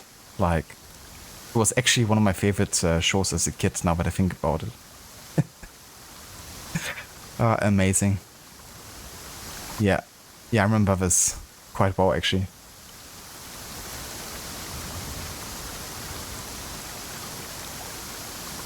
Yeah, now I know what you feel like, Rod, because that's like Broom or whatever is a show I also haven't thought about in like, I don't know, 20 years or so.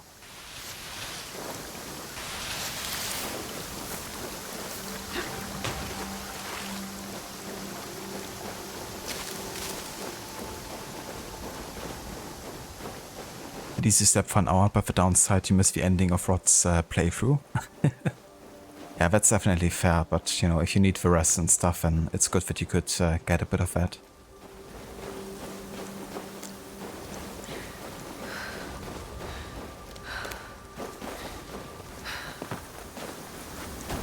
It's probably faster actually just rolling or doing the long jumps here than running through the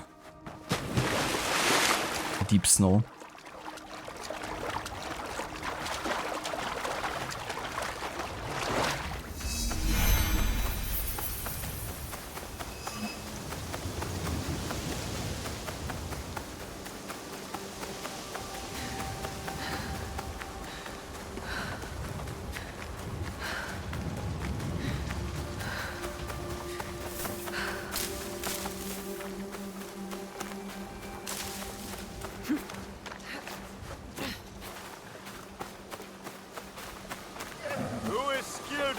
To take my Yabusame challenge.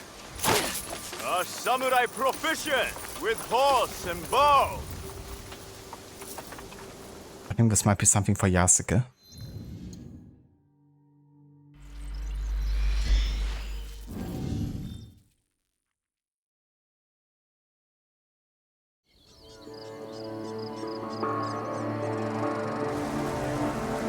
Oh. Winter's over, it seems. Time for early spring. It was cool, you know, spending a bit of time in winter. Our first time really in the playthrough that we had like proper winter time. To take my Yabusame challenge. A samurai proficient with horse and bow. Huh. You're here to take my Yabusame challenge. It is a skill every samurai should master. I admit, I lack practice in mounted archery. There, you said it. Practice. There's no better training. I have set up arenas throughout the land for samurai like you. A welcome change from all the talk I hear of Teppo. I agree. Nagashino was a victory for Teppo warfare. But it was Lord Nobunaga's numbers that won that battle. The weaknesses of Teppo were revealed. Misfires, powder that wouldn't light. Too much left a chance. But Yabusame is a time-tested art. Better to rely on skills that have been honed for generations. Spoken like a true samurai. Now, do you want to try the course?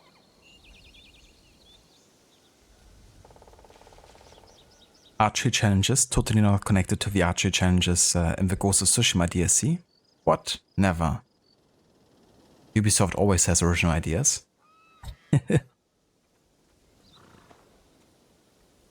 Rajesha, never seen that one before. I'm sure you haven't. Especially not in AC Odyssey. Or AC Valhalla. Or Assassin's Creed Mirage. I will give Yabusame a try. Welcome to the Azuchi Yabusame Arena. From the horse, shoot the paper lanterns along the track. When you're ready. I am ready. Reminds me also of The Witcher 3. 3, 2, 1, go!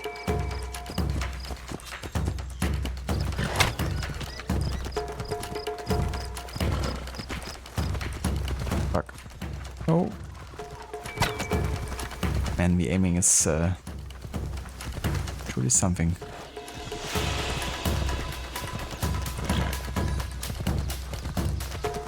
I didn't even see where the freaking lanterns were supposed to be. If you want to improve, come back for more practice. Yeah, I would like to try again, but it's kind of weird. I can't control my horse. Like, the horse would just go forward. And then the aim is kind of like super slow, right? Like, I can't just... If I'm behind aiming, then it takes like a long time to catch up. And then I'm already like so far ahead that I couldn't get the next one. But let me try this again. Do you want to start off? Yes.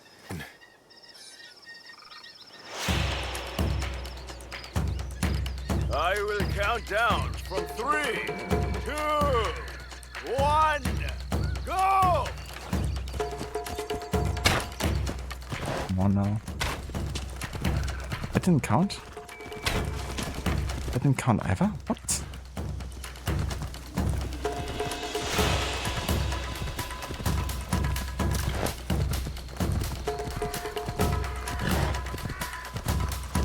Dude, they're like so... Like one of those was literally hidden behind a bush. How am I supposed to fucking see that? What? Jesus. I hate this. I can't control the horse. The aiming is like really awful. And you can't see where you're even supposed to hit something. I could swear I actually did hit the first lantern, but it didn't count as having hit. Rotten Legend of Zelda Ocarina of Time, there's a mounted archery challenge too. Is there? Yeah, I mean, it's definitely a bit of a common theme around different games for sure. But yeah, it did also remind me a bit of The Witcher 3. You know, there's like also the one with a crossbow, like mounted crossbow challenge.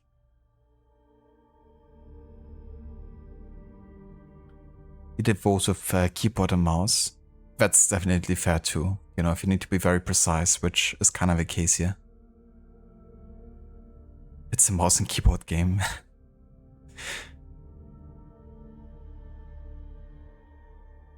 Oh, I guess we're gonna have to try again. Not sure we even get to do it now. I didn't hit a single freaking lantern. If you want to improve, come back for more practice. Dude, let me actually scout ahead a bit. Let's plan this. So we got this lantern. Lantern number 1. Lantern number 2. I mean, these are pretty obvious here. Lantern number 3. They look like so much more hidden on the horseback, actually. But they're very obvious when you just ride past them. When you just walk past them. But yeah, with a camera, and you really gotta like hit them on the first try, fronting them, because once you have to aim behind you, you're already lost, I guess.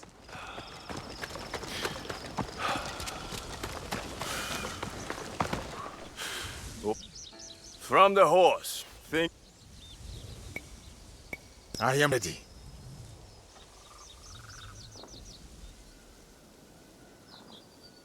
I will count down from 3, 2, 1, go! That was a hit. Oh, this fucking aiming, I swear.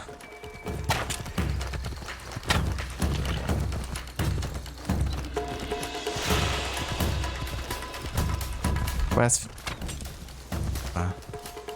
yeah, I got 3. Well, it's a start, I guess, but... when you're hitting, when you don't, it's kinda... You need more training. If you want to improve, come back for more practice. Oh yeah, I should try that stick actually. The next time. I was a bit too slow there just now. Yes. Let me try again.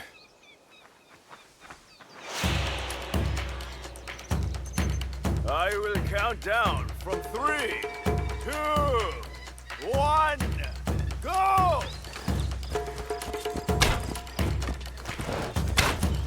Oh, fucking hell. The aiming is... Can you just stay on target? It really doesn't help the fact that, you know, the horse is like automated. If I had like a bit more control in what direction the horse was riding, but... I guess not.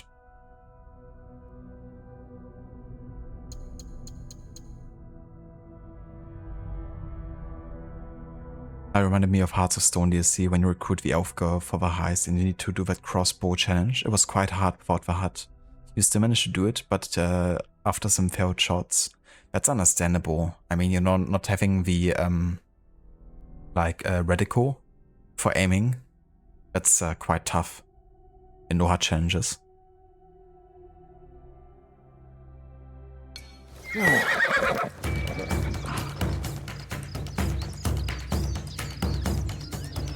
I will count down from 3, 2, 1, go!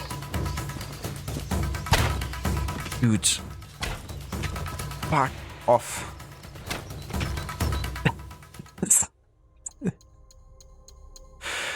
I'm shooting when the reticle is actually turning red. Does it hit? Nope.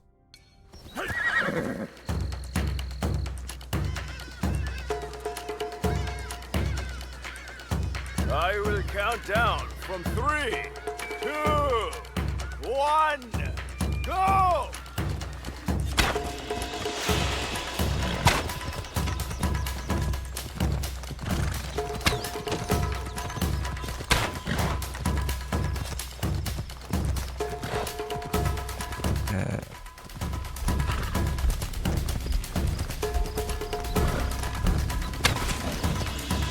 Great, we got free again. I mean, as long as I get 4, we should be fine. But yeah, first actually gotta get 4. From 3, 2, 1, go!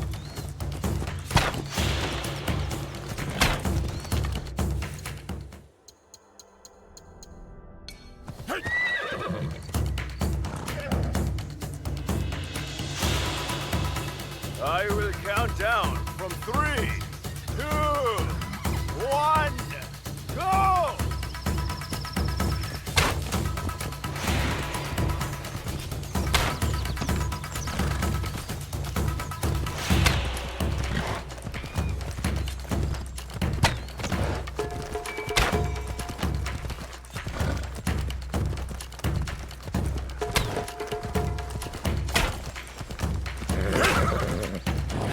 No, so close. But yeah, they're definitely, you know, not the same as when we scouted ahead. They're like hidden behind different positions. The movement of your horse. Use it. You have the makings of a good archer. Keep practicing. Yeah, we got the base level here, I guess. But I think we could now actually get all of them for sure. Now that I know their positions a bit better. But yeah, first you gotta actually spot them, you know, they're quite well hidden. From 3, 2, 1, go!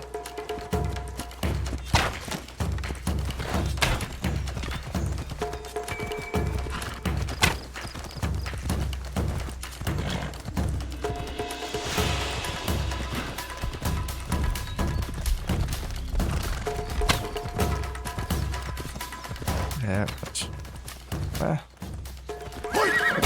Yes, fucking... Now you don't even have like a second to go into menu and reload. If you want to improve, come back for more practice. Oh, that's so annoying. Do you... Yes.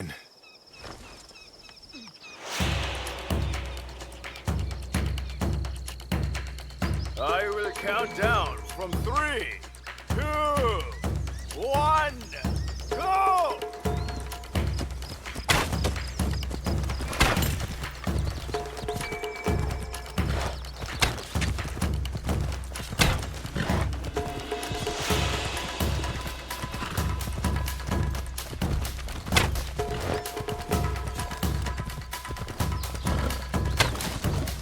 There we go, finally.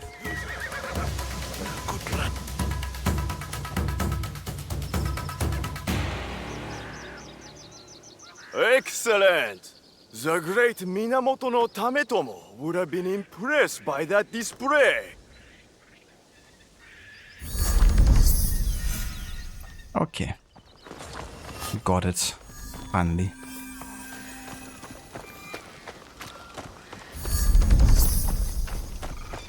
That wasn't very easy.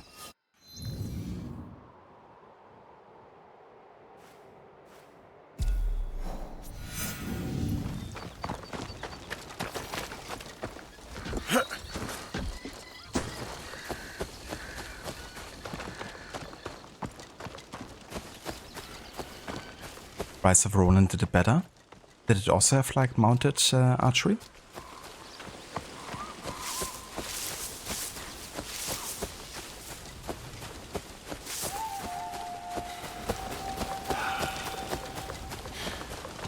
Thank you, Amita, for the GGs.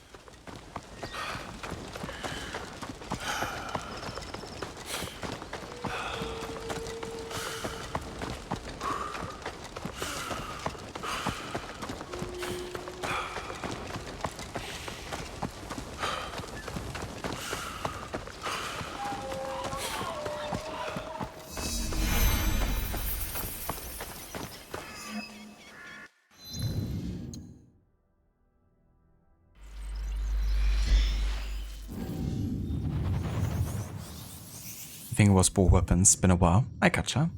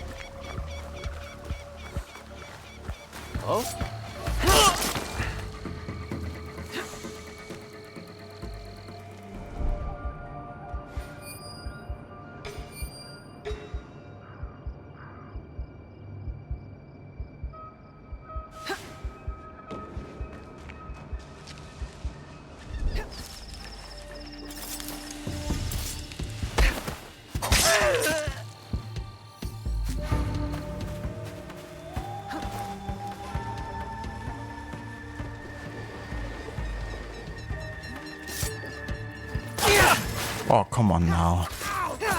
Gotta be kidding me.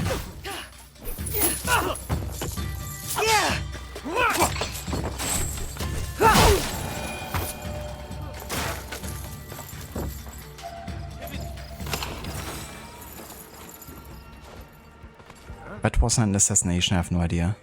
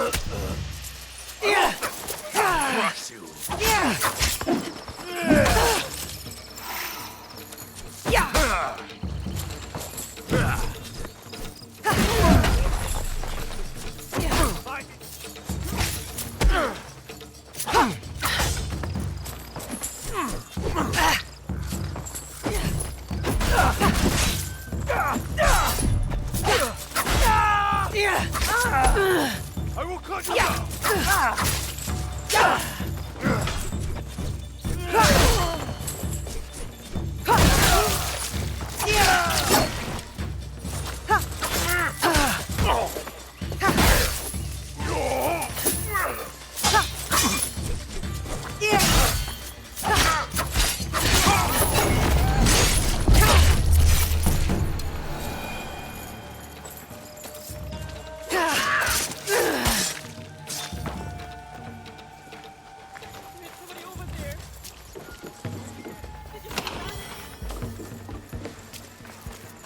What could that have been? Is someone over there?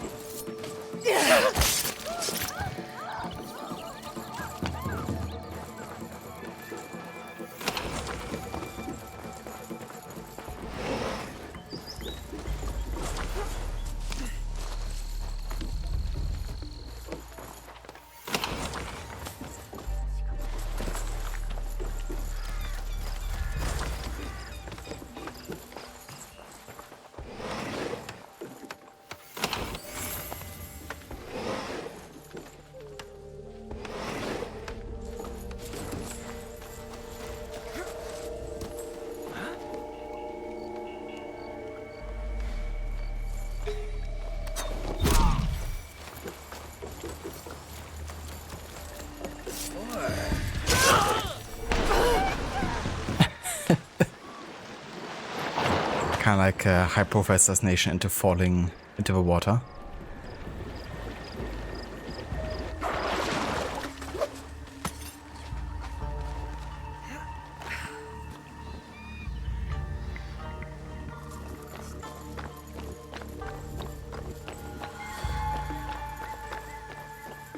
Pepperoni cape better than all. Maybe someone can mod this to look like the Medici cape. Probably could, yeah. If you can manage kind of like redesign it. But it's a bit difficult to mod this game, unfortunately. Like everything is like compiled into Forge, like very large Forge files. And that means you can't really merge mods very well, and it's also very difficult to even extract them. I've been desperately trying to actually extract the soundtrack from Shadows, but I still haven't found a way to do so, unfortunately.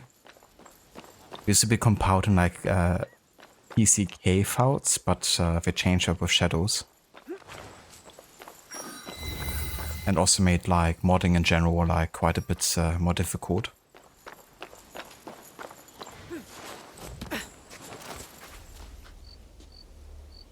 Alright, so this is gonna be where I'll go ahead and have a save here, because we're gonna call it here for today with AC Shadows.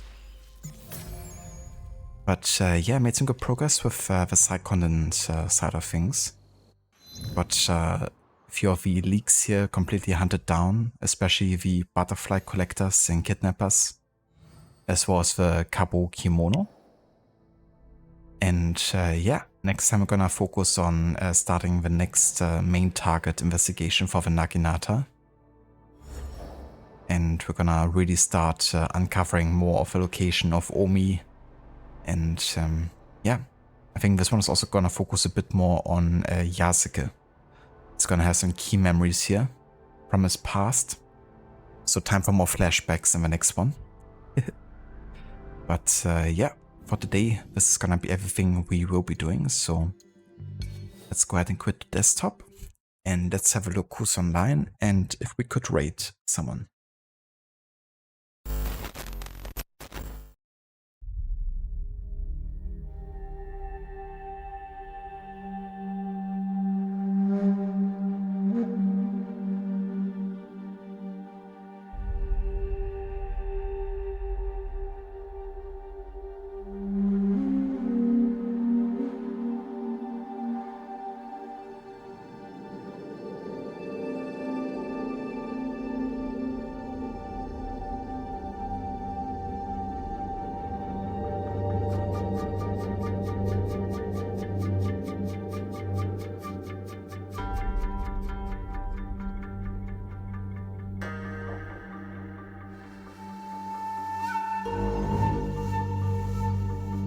Here's the tomb of Osiris, Motionless, motionless like Osiris. Motionless, his limbs like Osiris.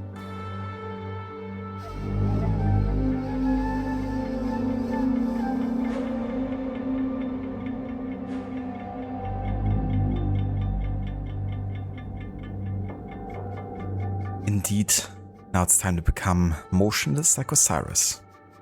Well, after dinner I will. Yeah, before we go and raid out, we're gonna raid out to Schiller today, who's playing The Last of Us Part 1. Wanna give some shoutouts to Gislek, who's been playing Lego Star Wars, the complete saga, but also AC Shadows, focusing on the Yasuke playthrough and using the Tepo a lot. Zemexi, who's been playing Grand Theft Auto San Andreas. He's working on his Platinum and just recently finished his Platinum run for Vice City. Rod, who's been playing AC Syndicate. He just finished his Rooks challenge, where he had to use the Rooks gang for major kills if he could. Also Amita, who's been playing The Witcher 3 Wild Hunt. He's been doing a no hard, no fast travel and 100% playthrough. And also the Cinder, who's been playing The Altars, a game where you play different versions of yourself that have to work together for a common goal. And yeah, also looks to be a really cool kind of like concept of the game, if you want to check that out. No worries, Amita. Thank you for being here, and catch you next time. Let's go ahead and start the raid to Schiller.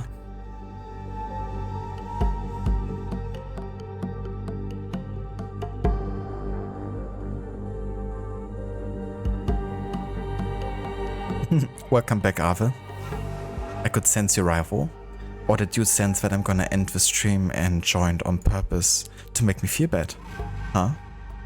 I see how it is. Nah, you would never.